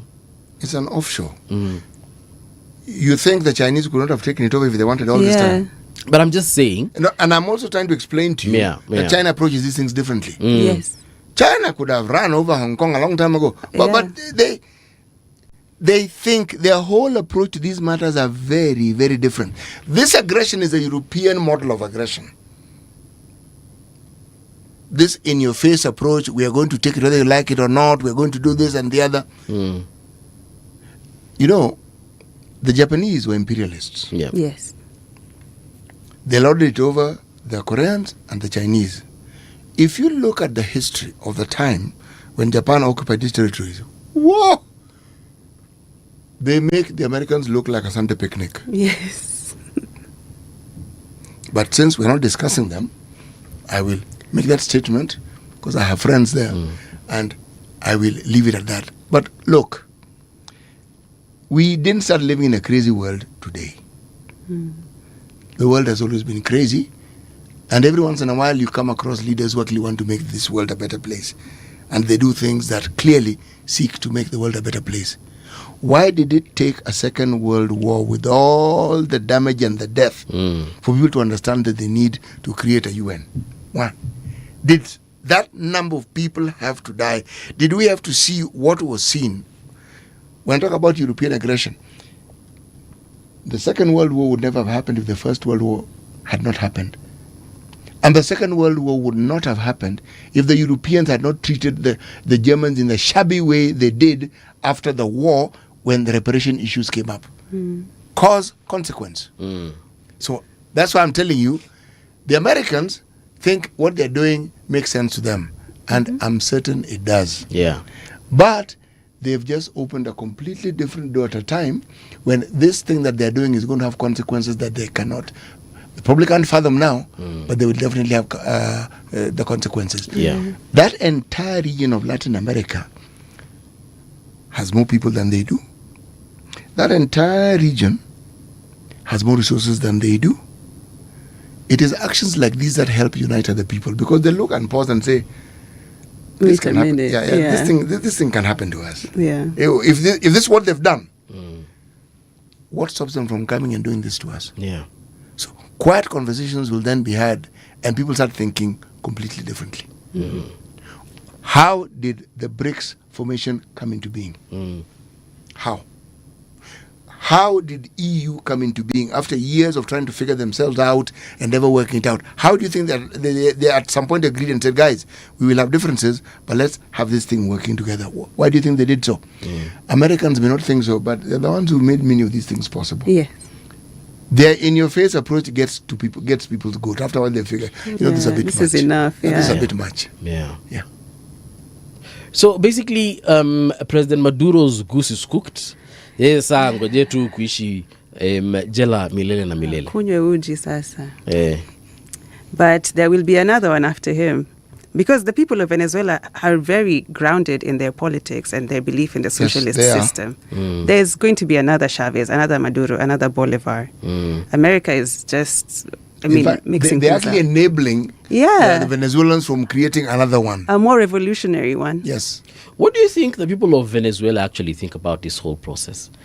The kidnapping of their president. They've spoken up. They're very upset about it. They understand that this is a violation of their territorial integrity. And they desperately want their president back. They voted him in, despite what America would say. They love Maduro and they want him back. Yeah.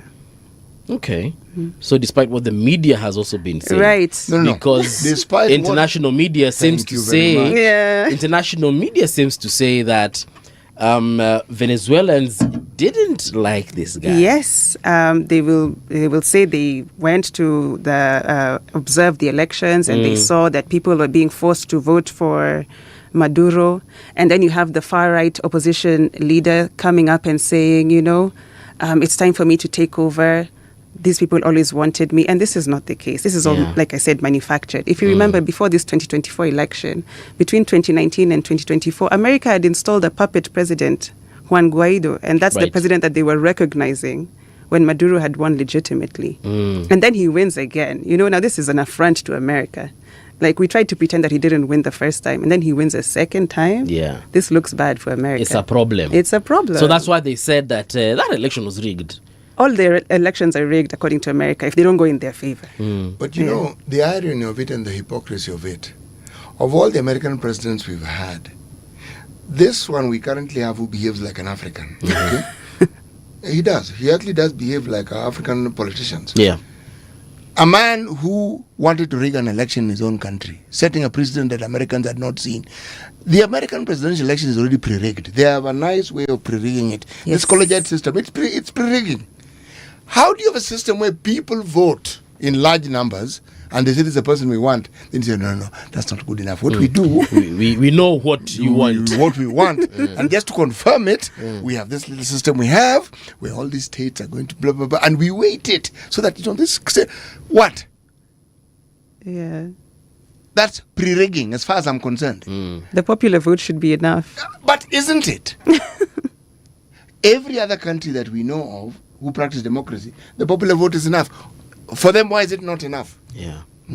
Meaning, their democracy is guided.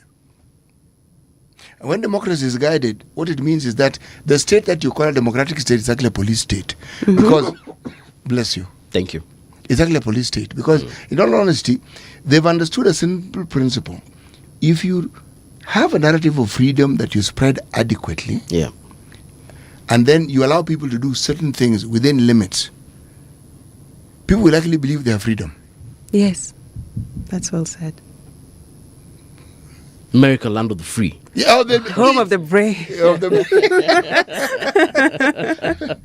Wow, interesting. So when we look at Venezuela's situation, and then now that entire region, basically, again, and I will go back to the fact that no one seems to say, not to say, but there's no like that great physical or like watu hawajakasirika ya kutosha. Let me say it in Kiswahili so that itokeze. Like watu hawajakasirika ya kutosha. It's like they're like, yeah, and then let's go back and have mojitos, and now everything has just gone back to normal. Yeah. Life has moved on. Maduro is now left fighting for his freedom, which now you tell me that he's never gonna get, and that's it. So we move on. Yeah, Latin America has been dealing with this aggression from America and other Western nations for over a century. They know how they deal with it. They might not have the might that America has, but they know how within their own communities they restructure themselves and come back up again. Do we have a similar situation happening here in Africa? No. No, I'm not talking about abduction of presidents. Yeah, even the movement building. Yeah. We're not there yet. No, in terms of the influence, that soft power that anytime can become aggression. I guess the Congo is the best example of the force. Even, Donald Trump has been very clear about bringing peace to the Congo in exchange for minerals. So if he stops the conflict, then he gets first dibs on all the minerals. Yeah. And that soft power is being exercised over the Congo through Rwandan troops, Ugandan troops. So you don't really, it's imperialism with a black face. So we don't really see it for what it is. But America has its foot very deep in the Congo. Go back into history and look at what happened from the time they got Lumumba killed. Yes. All right? Has that country ever known peace? Yeah. Never. No. Yeah. Again, similar story to Venezuela. Probably the richest country on the continent, and the people are languishing in such serious poverty. How? I don't understand how 190 countries can just stand by when all this is happening. And I know you've tried explaining it, but in my head, I'm still like, no. And this is why people are fed up with international law. They're saying, what's the point of it all? We talk about all these rules in place to help us, towards sovereignty and freedom. And then in reality, there's no such thing. It's dead letter, essentially. Jahira Gitahi, thank you so much. Thank you for making time, for coming and helping someone like myself just have a bigger picture, because the way I've been thinking about this particular situation, expecting something that now I understand is never going to come, is crazy. It's unfortunate. It is unfortunate. But I'm glad that we had this conversation. Karibu tena sana. No, come back again. Let's talk about other issues. We have Somaliland. We need to talk about We will talk about Somaliland. Yes. Make time come. Let's talk about even the Sudan and what is happening in the Sudan and why people are also quiet about that situation. Yeah, for sure. All right. Here's the news with Winnie Maganga.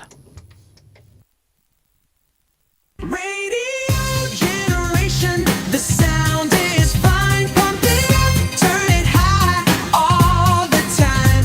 Let the music move you, let's sway. Radio G's got your jam all day. Radio Generation, the home of urban soul.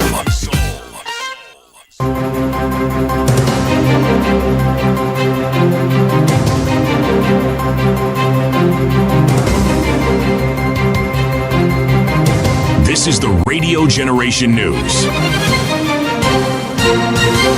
Good morning, I'm Winnie Maganga. The government has decided to extend the contracts of junior school intern teachers by a year, postponing their permanent absorption into the Teachers Service Commission payroll until January 2027.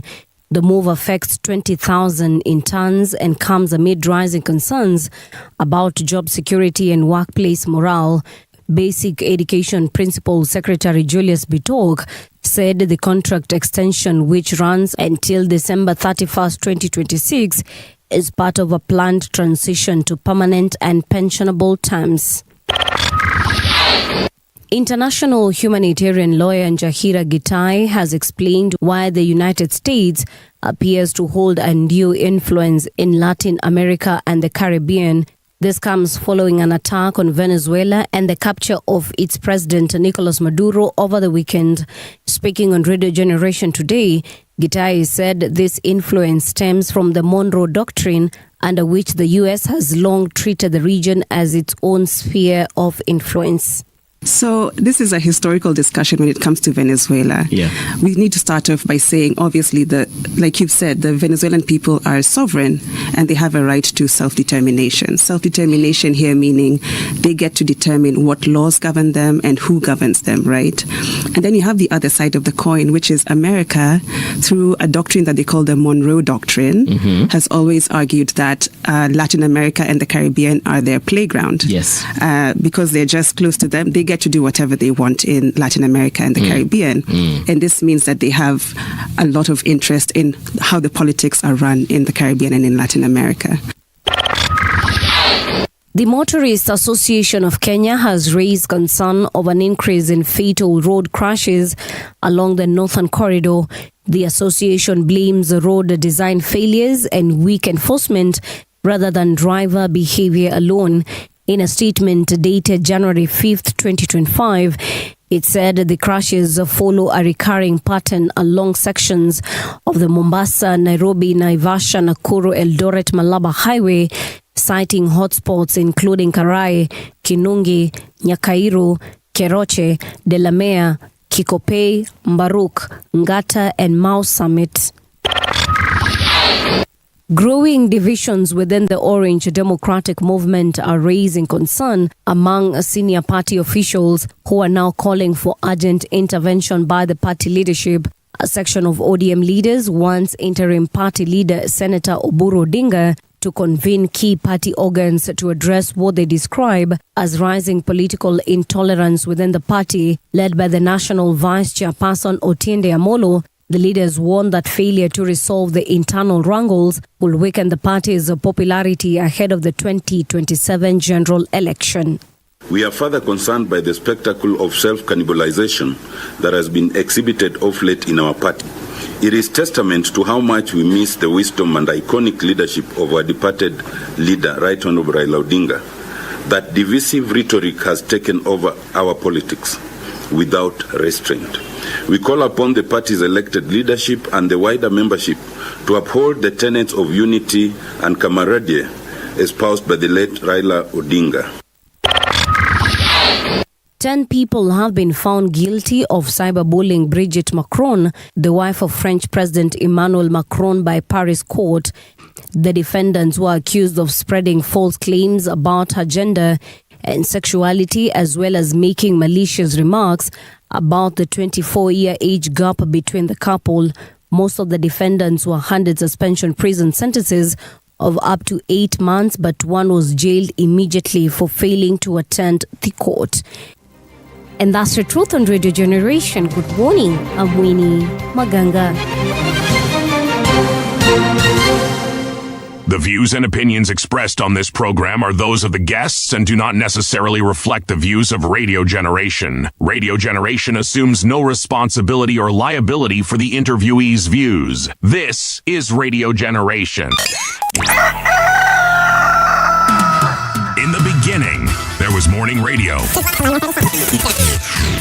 But now there is Radio Generation's The People's Breakfast, curious and bold, getting facts from the shadows. That's what it is. Now, as the city wakes and secrets stir, a bright new voice shines. The People's Breakfast. Your morning, your voice, your journey. Good morning. Good morning, my neighbor. Welcome to the home of hard truths and bold insights, Radio Generation. You're very right. It is the home of hard truths and bold insights. And in Garissa, we are on 89.5 FM. So if you're driving towards that area, please let us know. How is the signal there? And are you liking the conversation? If you are already listening in, if you are already tuned in, well, you can also let us know via our social media spaces. That is at Radio Gen KE. Why don't you also log on to our website? That is www.radiogeneration.co.ke. And we can also interact in there via Facebook as well at Radio Generation Kenya. That is the name of the channel. You can link with us rather, and let's keep a conversation going. It is the People's Breakfast, and I'm with City Muga. City, Mambo. Fit. There's a J.D. Ward Muhura Mesema. The Trump-Maduro case should be a awakening call to African leaders to develop their countries and unleash their full potential. Nobody is going to respect you if you have zero value. I look at Africa. We are a continent of over 1 billion people. We're close to 1.5 billion individuals. We know for sure we have a cache of minerals, lots and lots of them, but for some strange reasons tuko nyuma. Na si ati hatuna akili. Mimi ushinanga nikisema we graduate people every single graduation season, whether it's from the University of Nairobi, Kenyatta University, JKUAT na zile zingine zote, hata akina MKU, akina Kemu, all these professionals, all these brains. City, mbona hatufikiri? And this is just Kenya alone. Let's talk about Uganda. What do you mean, mbona hatufikiri? Mbona hatufikiri tujipange? Why don't we have enough professionals on this continent to actually move this continent forward, minus what I would call outside influence? And by outside influence, I mean the West, the East. Would I say Russia is in the East? Yeah. Why? Why are most of our cars Japanese? And then now we also have, of course, European vehicles. They were not always Japanese. And we also now have Chinese vehicles. And it's a good thing to want to drive a Range Rover. It's a nice, fine vehicle. But we have engineers that have been graduating here for the last, how many decades now? Iko hivi bro, umeuliza swali, hatujipendi sana. Shida ni hatujipendi. No, we don't actually. We seem to have a perennial low self-esteem regard for our things and ourselves. Yeah. So we tear down ourselves and our people even more than somebody who is a visitor would. And we disregard ourselves sometimes more than somebody else from outside would. We don't celebrate our greatness. We don't celebrate the things that we do. Before mzungu akuje huku, Africa that is, before Mwarabu aje huku, tulikuanga na madaktari wetu. Ndio, ilikuanga mitishamba, lakini tulikuanga na madaktari nonetheless. We used to treat malaria because ilianzia hapa. We were organized. We had communities that were organized. Yes. All these people interfered with that organization. Right. Yes. Why is it that in 2026, when now we have become global citizens, why is it that we still have to wait for, and I'll say this until my mouth runs dry, why do we have to wait for medicine from India? India is a great country, we love them, some of them are even our relatives, but why do we still have to continue getting medicine from here? Yet we have tracts of land that we can create industries to manufacture that medicine. We have forests that grow those herbs that can make those medicines. We have got the expertise in terms of doctors that we graduate, pharmacists that we graduate, graduate, biotechnologists and biochemists that we graduate, medical lab science technicians that we graduate, literally every single year from many of our universities. And this is, and I'm just thinking about Kenya alone, but we have them across Africa. When I was telling you about that story about Mauritania, where we still have women being fattened, girls being fattened, so that when they mature, they are married off like property. Like we in 2026, we're still thinking like that. Mimi niko na shida na hiyo. And that is why America is able to get into Venezuela and take President Maduro. If you look at what happened to whatever it is that took place that then created what we know as America, it wasn't some easy-going picnic-like activity. No. Many people who first went to America were people who had been rejected in their own countries. They were the colonialists who went there because they discovered there was land and they wanted to expand. It was a European concept to find new lands for people to settle in and so forth. That's how they thought.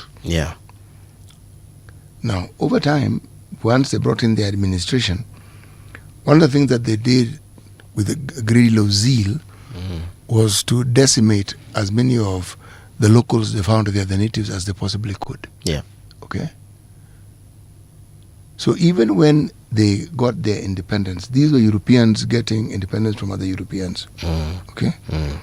Because America, the large number of people of Caucasian extract came from Europe. That's where they come from. Okay? And believe me, every corner. Now, there were some who were more than others. The Brits were by far the most. The French were there. Other communities, Scandinavians came in. But these were people who were told there was land that they could go to which was new. They wanted something better, something that they didn't have. Okay? If I pause for a second and hold the thought about the atrocities they committed, and I focus on the determined force of focus that they had in doing the things they wanted to do. They overcame very many obstacles in order to do that. And over time, they continued building it. What is this thing that we are focused on in doing in this country? What's our focus? In Kenya, right now? Yes, what's our focus? Beyond complaining and talking about politics, what is our focus? I actually wanted to say politics. That is our focus. Precisely. So, if we attach a politician to our politics, and we look at the absolute and undiluted uselessness that many of them display immediately after they have been elected. They are supposed to make our laws. They're supposed to make our budgets. They're supposed to be thought leaders. They're supposed to be the people who show us the way forward to changing our lives by bringing in structures that makes people's lives better. We have the thought of even allocating money so that they're able to do this. We have a county system. We have NGCDF, which I always support, though people say it's unconstitutional. Things change, but in dribbles, in bits. Nothing monumental actually happens. So, is it that we lack the knowledge? Not necessarily. Is it that we lack the will? Yes. But more importantly, what interferes with what you said? The need to do these things that will change people's lives. What interferes with it? There is something that we've inculcated into our system, and that is a love for ill-gotten wealth, and ill-gotten in the fastest way possible. It is something that we pursue with vigor. We have embraced shortcuts. We have embraced ills. We have embraced wrongs, and we fight and struggle to make them sound good and to normalize them. We have taken a path that completely removes the role of responsibility that people have over others, to explaining the role and claiming you're doing it while all you're doing is accumulating ill-gotten wealth for yourself. That's what our people do. So if that resource which is meant to help build and bring about a difference in people's lives is being cornered by a few individuals, and it doesn't matter who it is who gets into power, everybody comes in and they do the same thing. Yeah. Then how do you expect that we are going to get to where it is you say we want us to get to? Yes. We need to have a serious conversation as a continent, but obviously it has got to start as individual countries.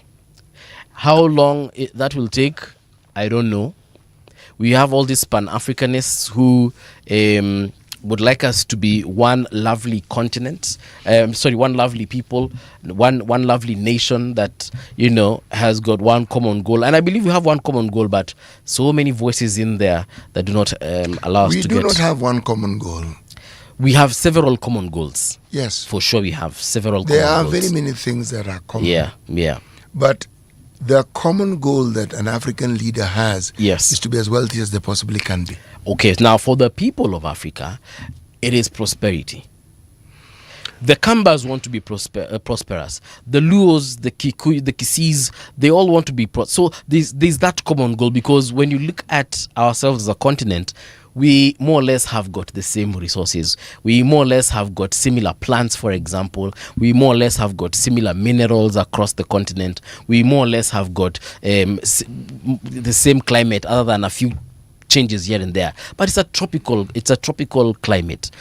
So if you look, when I look at, for example, what I was telling you about Mauritania, when I look at the people of Mauritania, and then I look at the people of South Africa, and then I look at the people of Morocco, I know one thing for sure is what they just want to exist, and they want to prosper, they want to be okay with whatever resources they have, whether it's agriculture, whether it's minerals, whether it's other business ventures. So I just hope that one time it will be realized. I don't wish, and neither do I hope. Yeah. I consider it a waste of time. Yeah.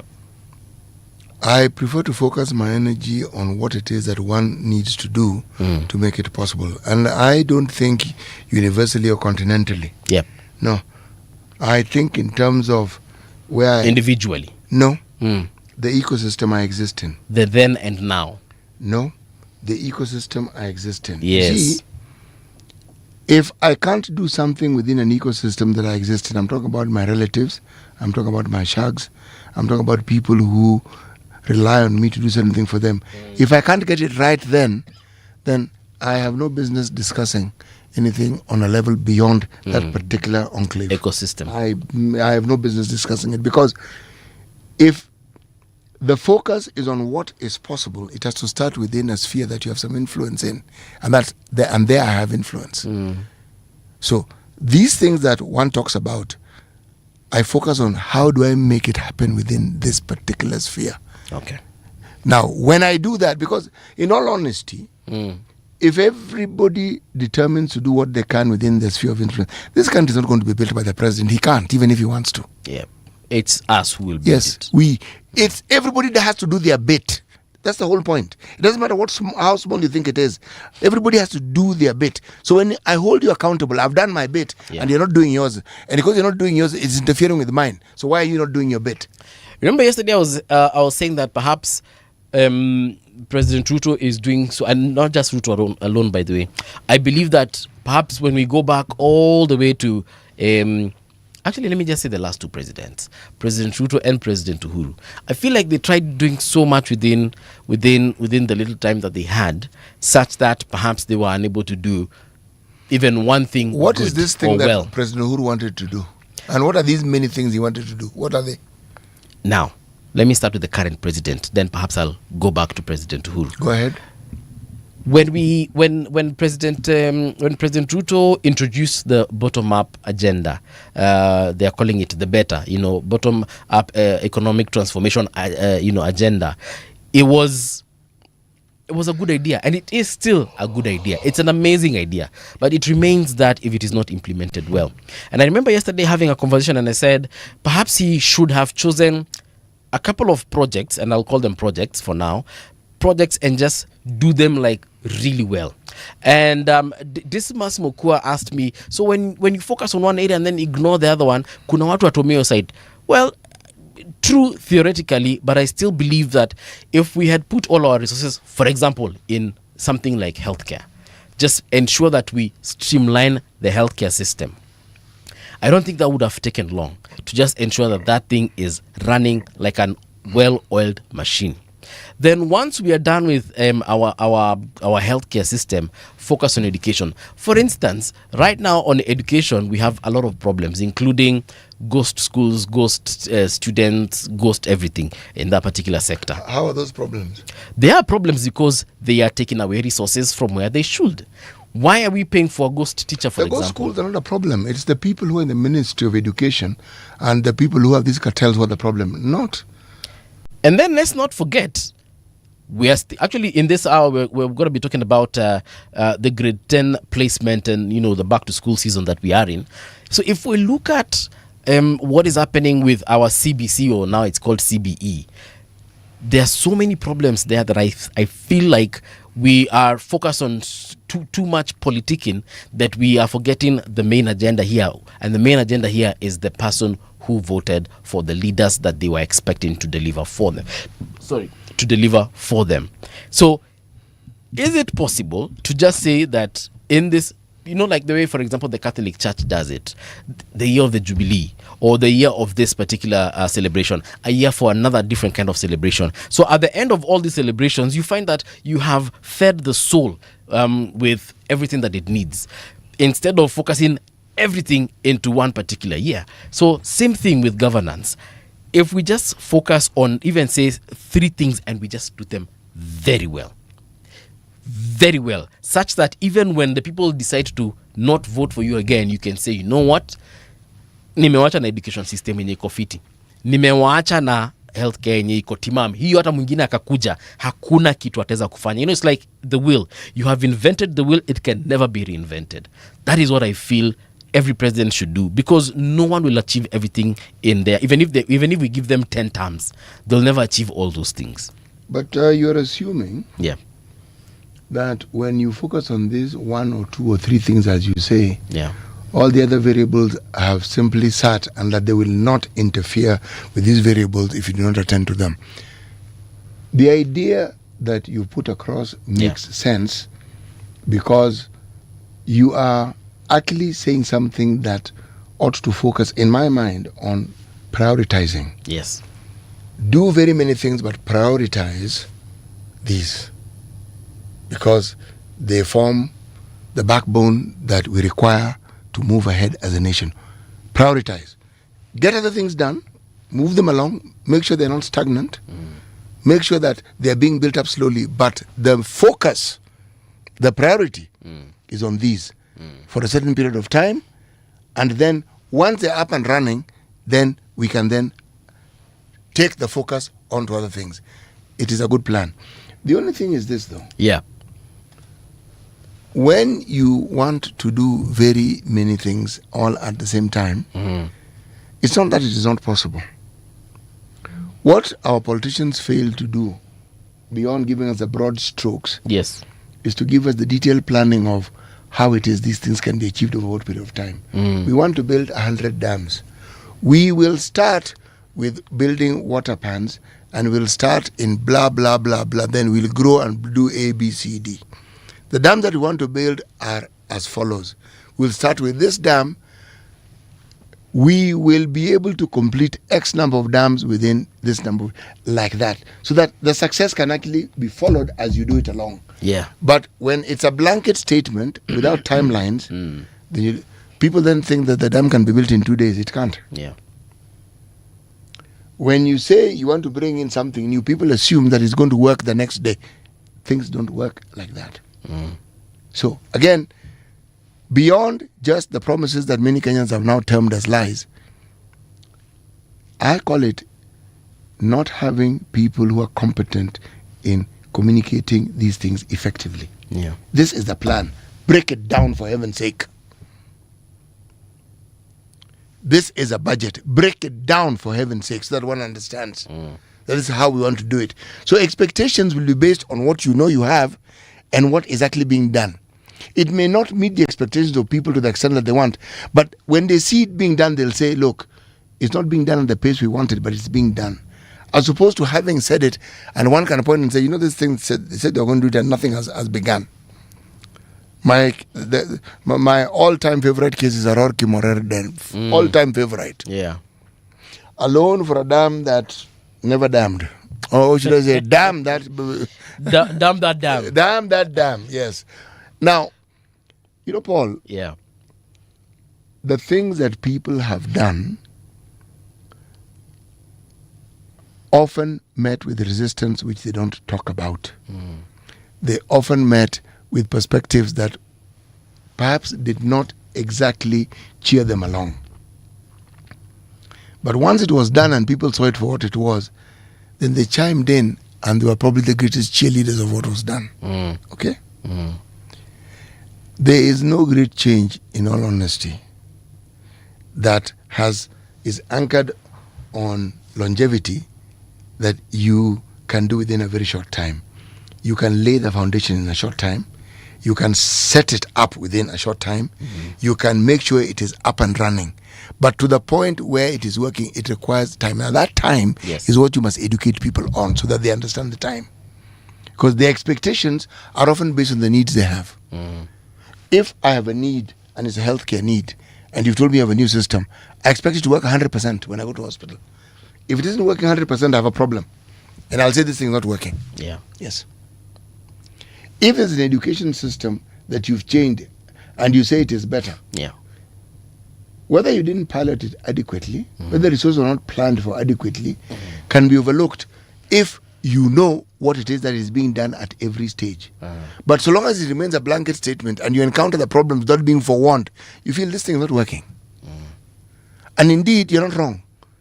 Because according to you, it ought to be working a certain way. And since nobody has given you more information about how it is going to work from point A to point B, what is in your head is what stays. And that's what you judge it by. Is this like when fundis are constructing your house, you can clearly see them digging the foundation.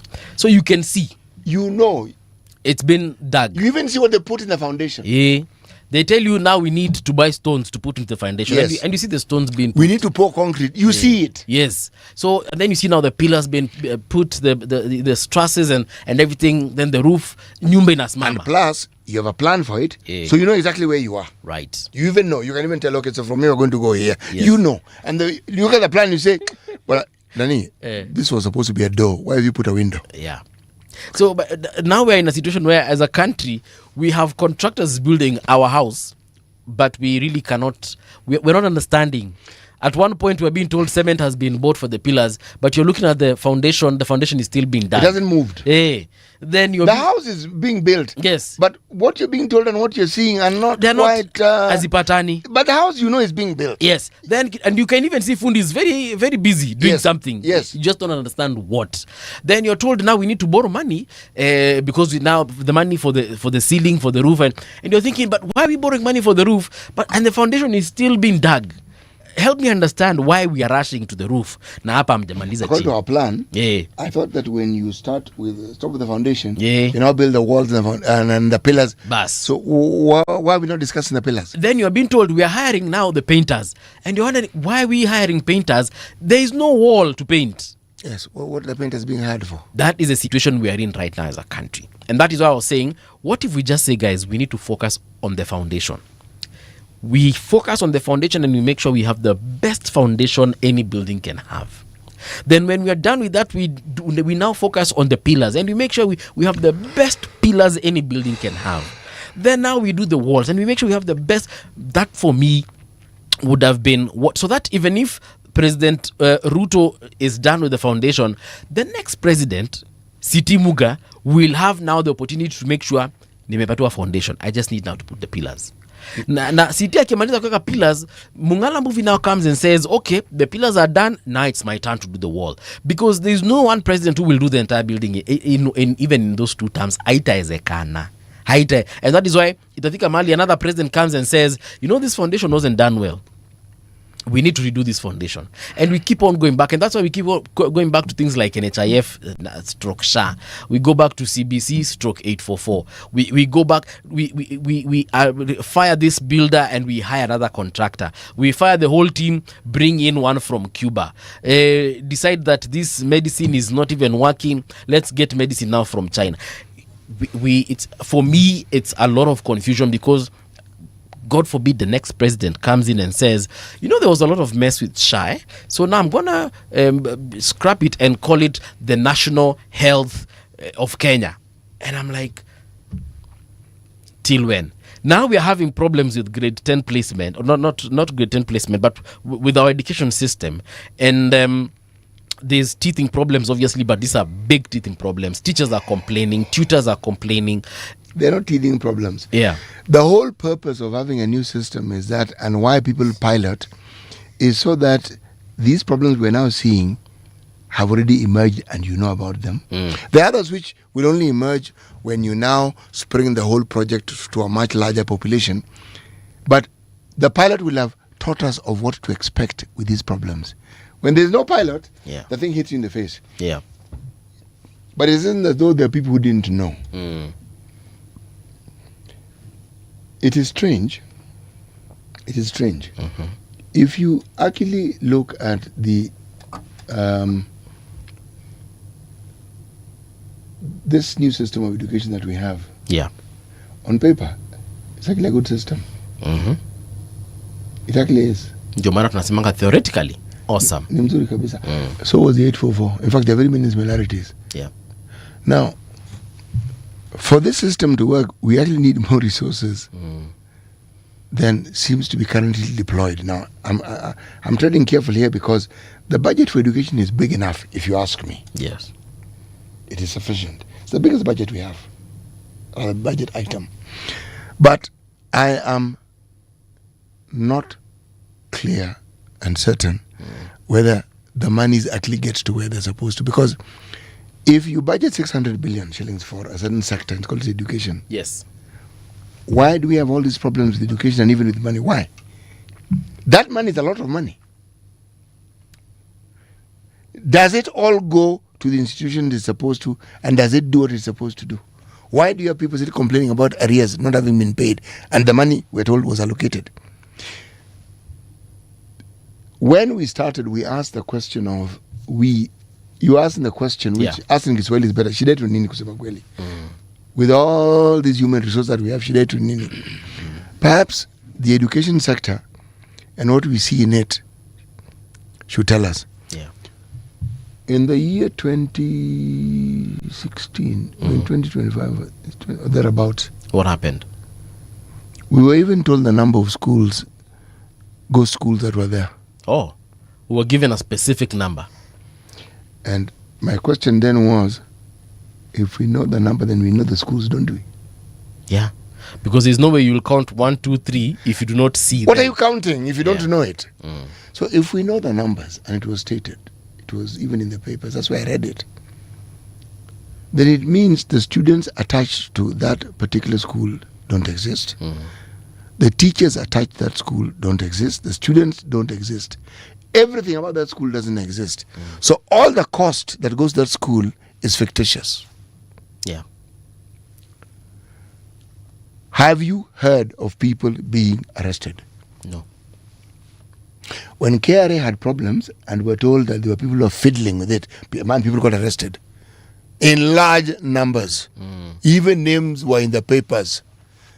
Do you hear of people in the education sector, people who are in charge of these units that disburse money or do the inspectorate? Have you heard of anybody being arrested?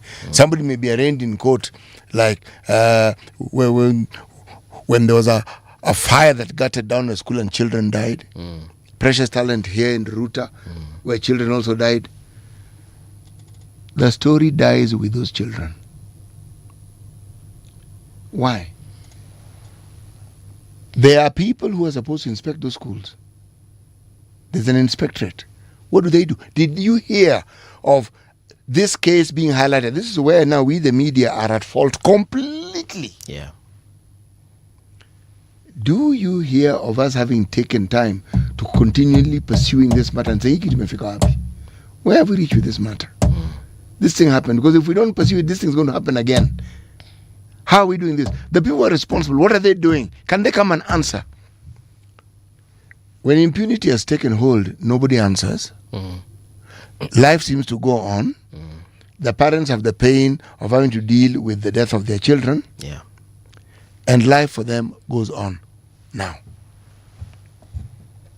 how on earth do you expect that we are going to move forward when the people whom we charge with the duties of making sure something very simple? You inspect schools to make sure that everything that is supposed to be there is done according to what is required. But the school, even the building code, the way the school, the size of the windows, all these things are part and parcel. The education system is very clear about these things.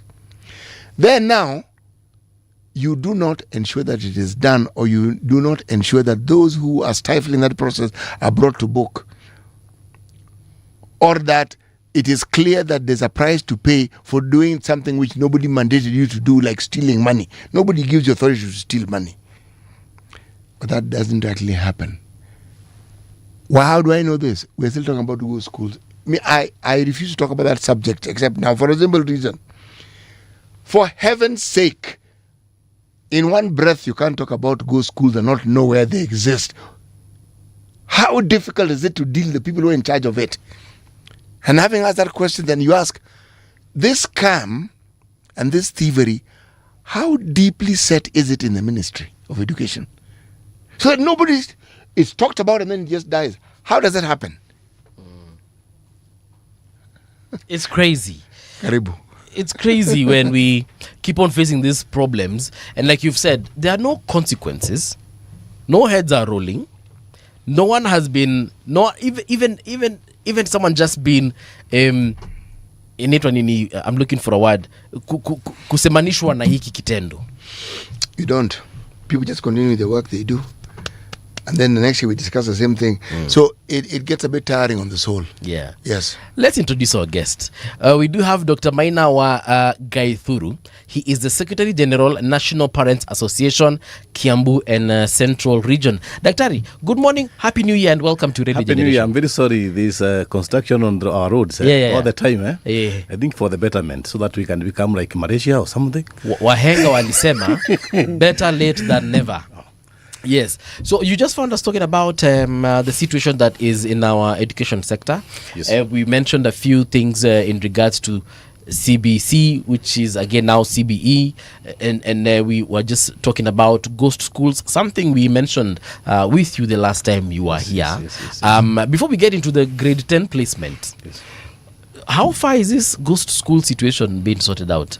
Do we know of any schools that have been, or rather any individuals that have been indicted or arrested or been questioned or summoned by DCI? Anything? Do you know that is so dogmatic? Because even in higher parameters and in higher levels, we nobody gets convicted because of corruption. Corruption has been licensed to operate as normal in our country. Yes. Ghost schools is a phenomenon. We don't know who owns them. Could be the PS Canteras who owns them, but they are there, they exist. They get capitation before the other schools. Oh, even before the legit schools. Oh, of course. Okay. We believe that the said ghost schools are belong to somebody who is very powerful, very mighty, and somebody who is beyond ACC. Okay. Because ACC is quite silent. There's documentation here and there that some schools in some areas could be in some places we don't know where, and it could be in Ruto. They exist in this world. We don't know even where they are. Could be they're in Ruto. And they are paid there. Could be the central bank of Ruto.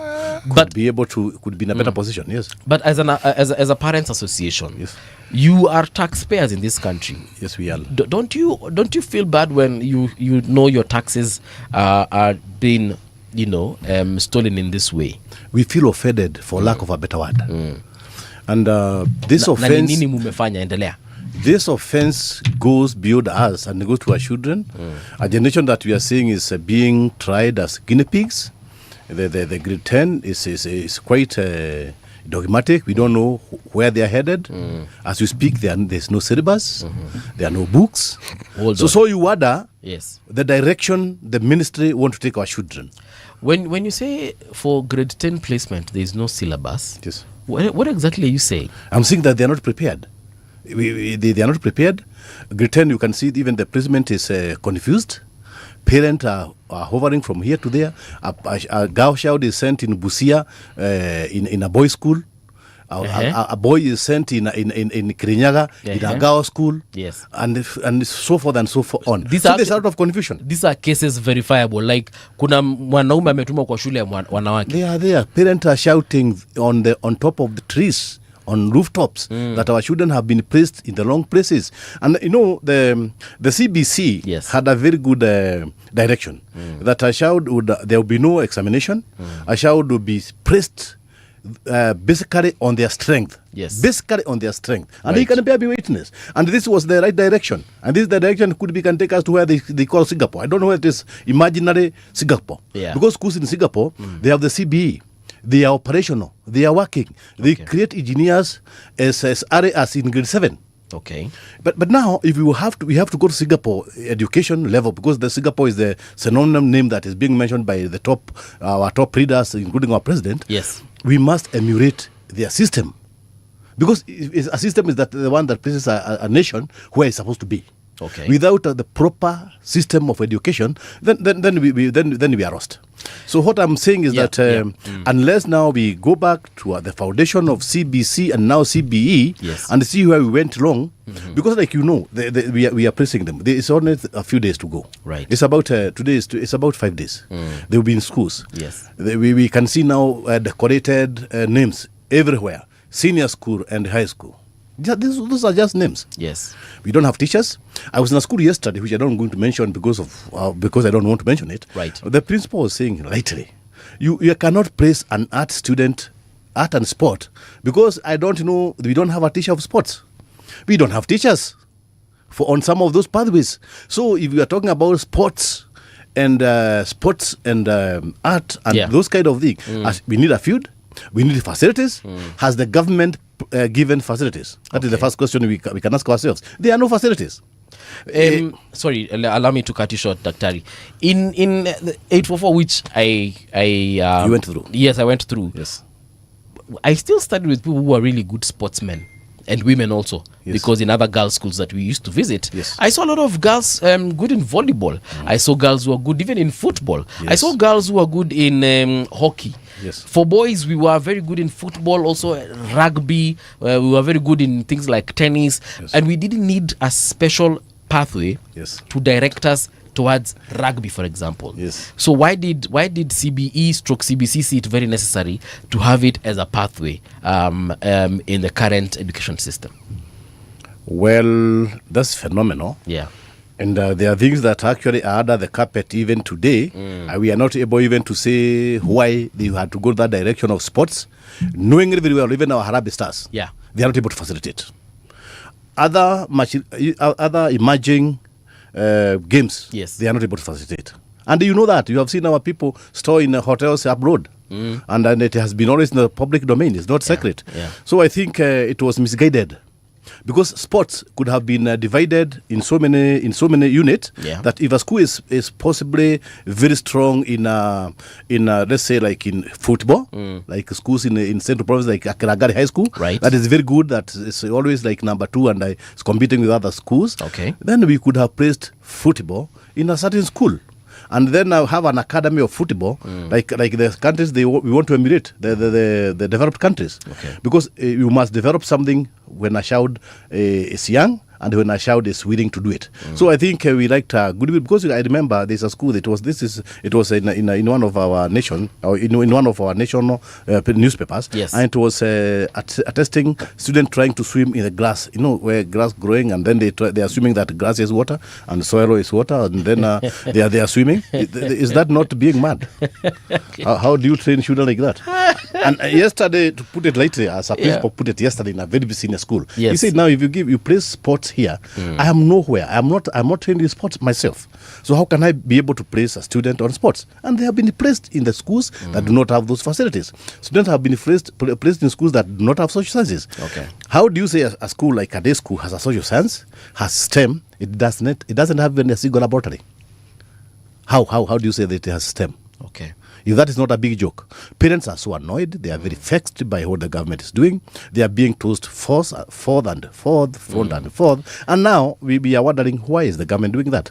The government could have done this on placement now, on a serious note. Let the principals do their work. Let the principals take the might of a student according to their strength. And that is the only way. Jogo will not be able to do that. Okay. Because they are confused. They are not able to know which school has this and which school has that. Then the parent goes seeking for schools. The government accept that they have failed our student, they have failed this generation, and then we try to place them. And I'm also a parent in grade 10. Yes. So I am also suffering, and I know I'm speaking without authority because I know our children are being placed in the wrong places. I want to go back. Sorry, I want to go back to something you said earlier on, that we don't even have teachers who are well equipped in terms of the skills to even teach some of these things. I remember when I was in Form 1, we had a swimming pool in our school, and we had teachers who were really good in teaching swimming. Again, we had teachers who were really good in teaching, but we also hired an external coach. For example, for games such as rugby, we hired an external coach for football, and even drama, which I participated in. We hired external coaches to ensure that during drama festivals and music festivals, we would be coached on the various activities that pertain to those particular events. So, what is so difficult about doing that now? If I join a school and I want to pursue sports, what is so difficult about hiring a coach in that specific sport that we want to teach or coach children in? Lack of money. The government says lack of money. There's money for everything else apart for education. There's money to buy our military and it's also good so that they can guard our borders. There's money to buy shoppers. There's money to renovate higher places. Okay. But there is no money for education. Because what we are saying is a very good if it's put in practice. There are so many unemployed young people with the talent who could be used for teachers in the so-called art and sports. Yes. But I think somebody is blind, the Minister of Education, or somebody has no ears in the blind. We're talking like to a demigod, somebody who cannot hear, and somebody who thinks that they are very highly placed, and their children are actually in abroad. Yeah. They don't. The people in higher places, their children are not going in our schools. When you engage the ministry, for example, when you talk to Honorable Julius Ogamba, the CS, yes, what does he say about this situation? I wish I had the chance to talk to him today and tell him what is on the ground. No, because these people will think that what they're doing is right. And even when we engage them through documentation, yes, they will either not respond or they will shelve them somewhere, and it could be assumed. Because even when the CBC was being enacted, we are involved.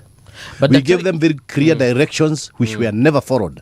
When they talked about placing the student in primary school, yes, or domiciling them in primary school, we told them that was wrong. They would have gone where there were facilities.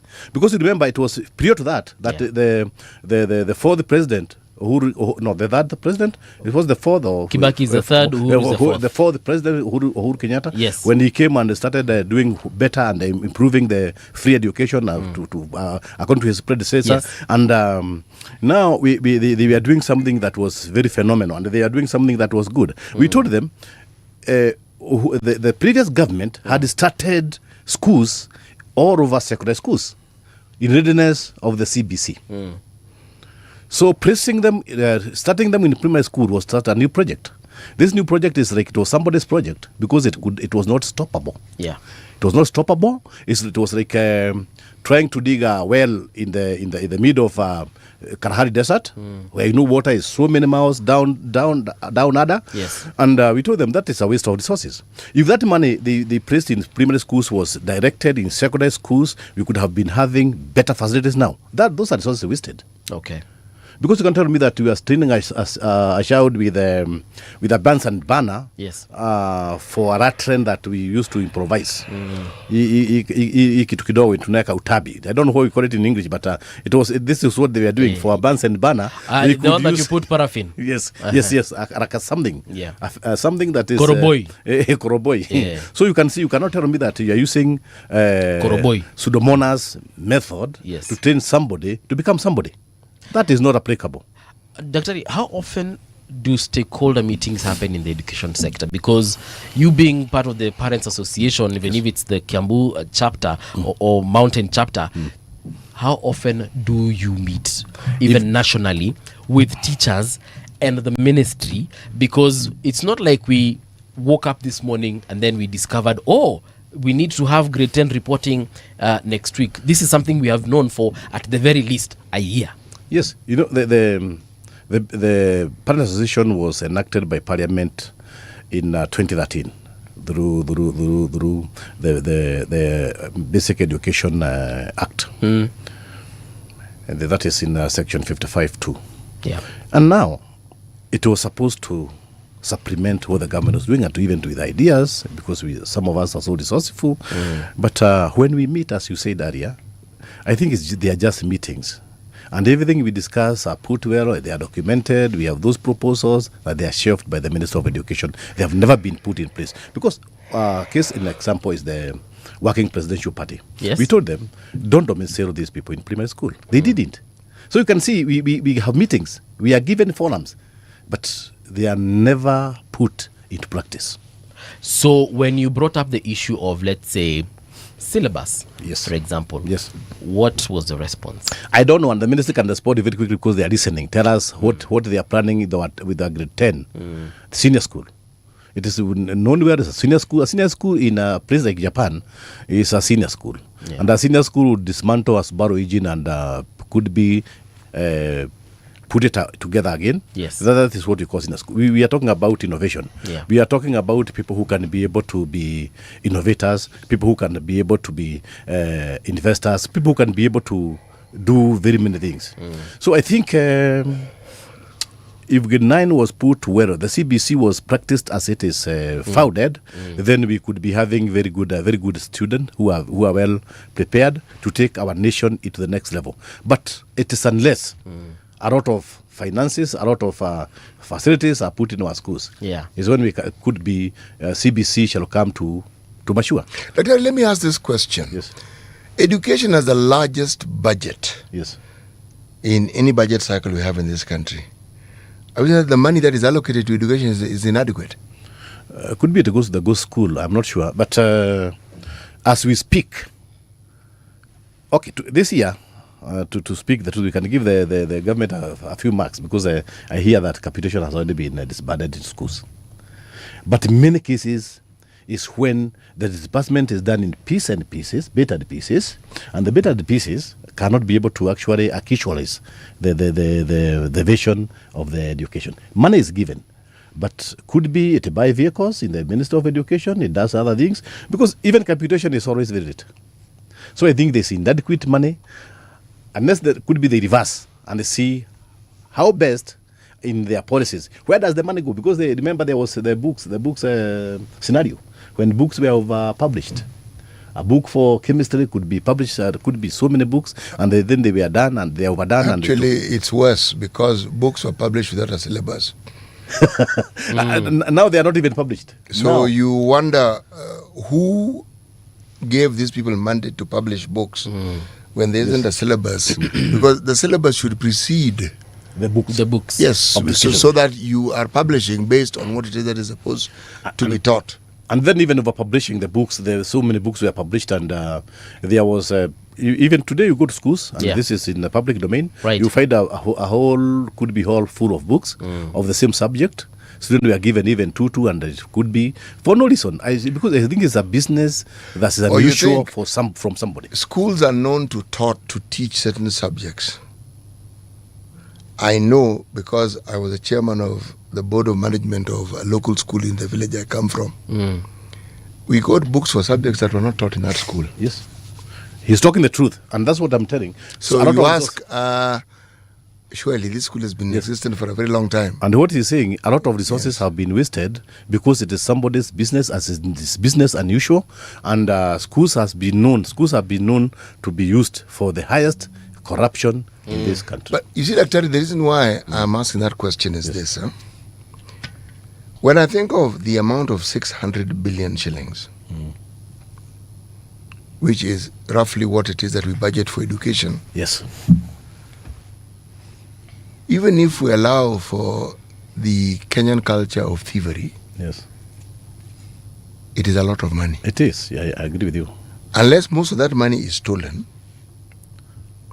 everything we are talking about here with regards to this system being workable should fit within that budget. I understand the budget is for TVETs, the budget is for the university, the budget is for secondary school, the budget is for primary school. I understand. But 600 billion shillings is a lot of money. Are we talking about the education budget? Yes. It's usually like for this financial aids, it's 700 and something. I'm going by 600 because I want to use a figure that has been in existence for some time. If 600 was not enough, and you've said you've added to 700 and we're still having problems, my question still pertains. What do we do with this money? Because it is my focus. The point, it is a lot of money. Yes, I hope the Minister of Education is listening and somebody should answer the public clearly where this money goes. Because we don't have laboratories, we don't have facilities. Even in a simple pathway that was supposed to bring a lot of innovation and a lot of could be different way in our children, because sports these days pays. Yeah, we don't understand why the government cannot develop sports in our children. We cannot understand because with that kind of money, those figures are very big, and these children will ask one day. Could be you not be there to answer, but they will ask these questions. Where did the 700 billion go? Where was it going? And Daktari, when you went to school, yes, did you not have sports competitions? We had every term, even in standard one. I went in the system that I did what I did in this time. It was known as CPE. Yes, I think he might have been ahead of me. Or we did the same. Yes, CPE. yes. I did my CPE sometimes in the 70s. Okay. Don't ask because I know you may not know it. Those are stories. No, but you did it. We did CPE in the period that he's saying. CPE. I did CPE. Then I did EACE. Then on and on. Then we went to Form 5 and 6. Yes. That was a very good education. Why it was changed, I don't even know. Because in standard 4, if I dropped in school in standard 4, that was the best kind of education that we ever got. When I was in standard 4, I would have been able to drop from school, go to the marketplace, make these moikos, this thing to moikos, and make these carabashes and make these saddles you see the Maasais with. I was empowered when I was had skills. I had skills, life skills. And I think we were even taught this domestic sciences, and I was able to knit my coat. Yes. I could be able to do that. Right. Today, my son, and I hope he's listening, he may not be able. You ask the mother to knit for them. The CBE that is supposed now to be like us, because I think they wanted to liken us with the CBE. Yes. Because as we are empowered, they are not empowered. Okay. I am an innovator. I believe in innovation. Yes. I believe in also in exploring. These children are supposed to explore. Yeah. It is the time of this is a space age. We are dealing with a very dangerous age, a space age. That to be able to talk to a youth here can be able to communicate with the youth in Melbourne, a youth in Lagos, a youth in Cape Town. In a press of a button. Matter of seconds. Yes. And the people we are joking with. We are wasting a generation that is now supposed to take this nation even at par with Australia, not even Singapore. Now, Daktari, we have a minute before we end this conversation. When we say that we do not have a syllabus yet, shule zinafunguliwa, basically, in very few words, what are we saying? We are saying we are not prepared. And if we are not prepared, the ministry should even actually fathom the date so that parents can be prepared. Because as we speak, go to schools. Schools are clogged with the parent trying to get placement. Because the ministry we are not able to place them. Because if you are placed in a day school in Webuye, and you live in Kabete, how do a child commute day to day unless they provide shoppers for the children? And I know that this is not possible. This is like rocket science. So they let the ministry allow the principals to place the student by the choice of the parents. So now, you want to tell me that there's a child, perhaps there's a possibility of a child here on let's say Mulolongo. Yes, and he's sent in Webuye. Na ametuma Webuye to a day school. To a day school, yes. They can share it as if it is not true. So tunamchukulia Airbnb ama? Sijui kama atakuwa naenda na helicopter because you cannot see, unless you are joking with the Kenyan youth. Yeah. Unless you are joking with the Kenyan youth, unless you are joking with the parents, unless you are joking. And again, you see, the teachers should also be responsible because teachers are also harassing people. I was called when I was coming. And when somebody, hey, you are going to generation next 2 years. Can you see this? I can even mention at a school in I don't know where in Pudameria. The principal improvises the head teacher improvises a system where the charges parent 1,500 and this money is sent in her phone. And we are leaving this country. You're sending the principal money directly. Yes. Is it the principal or a teacher? Head teacher. I don't know what they are called these days because of the junior school. Either they are junior principals or they are principals of a certain kind. But you see, that is not very good. And this money is for you tell parent, it is extortion in the highest level. And that pay for interview, pay for entrance fee, say for I don't know what fee, so a lot of kind of fees that are not even, they are illegal. And I would like to tell a parent that money that you are being asked by teachers to pay, it is illegal because the capitation has been provided for.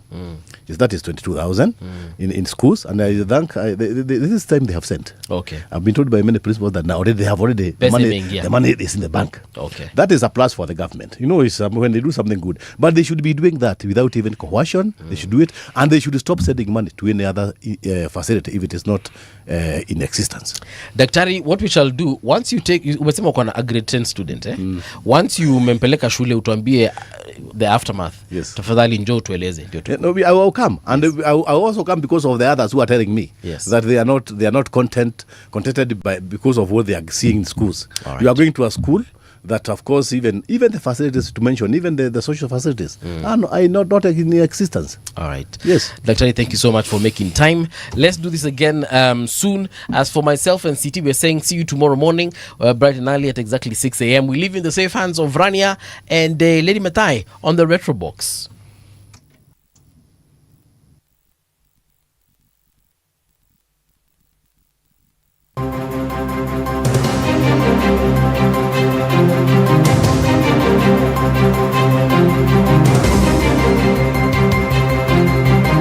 This is the Radio Generation News. Good morning, I'm Winnie Maganga. International humanitarian lawyer Njahira Gitahi says years of sweeping sanctions have devastated Venezuela's economy, wiping out gains made during the early years of the Hugo Chavez administration. Gitahi notes that at the start of the Chavez era, Venezuela had made significant progress in food production, literacy levels, and access to medical services, but prolonged sanctions have reversed those achievements. This comes after the U.S. over weekend attacked Venezuela's capital, Caracas, capturing its long-term leader, Nicolas Maduro. And Trump has not hidden this fact. He has said it out loud. Like I said, compared to previous presidents, Trump is quite honest in why he's doing what he's doing. Yeah. So as the legal side of things try to create this narrative around narcotics, Trump is very focused and he's saying, we want the oil. We want to control Venezuela. I'm sure they're whispering in his ear, telling him to pipe down, stop doing that. But he's being honest compared to most American presidents. The government has warned of tough action against professionals linked to the collapse of a building in Nairobi's South Sea area, saying those found responsible could lose their licenses. Speaking at the scene on Monday, Lands and Housing CS Alice Wahome said the ministry will not hesitate to act against anyone who violated the law, including striking them off the professional register. Wahome said the developer had approval to construct the building, but the project deviated from the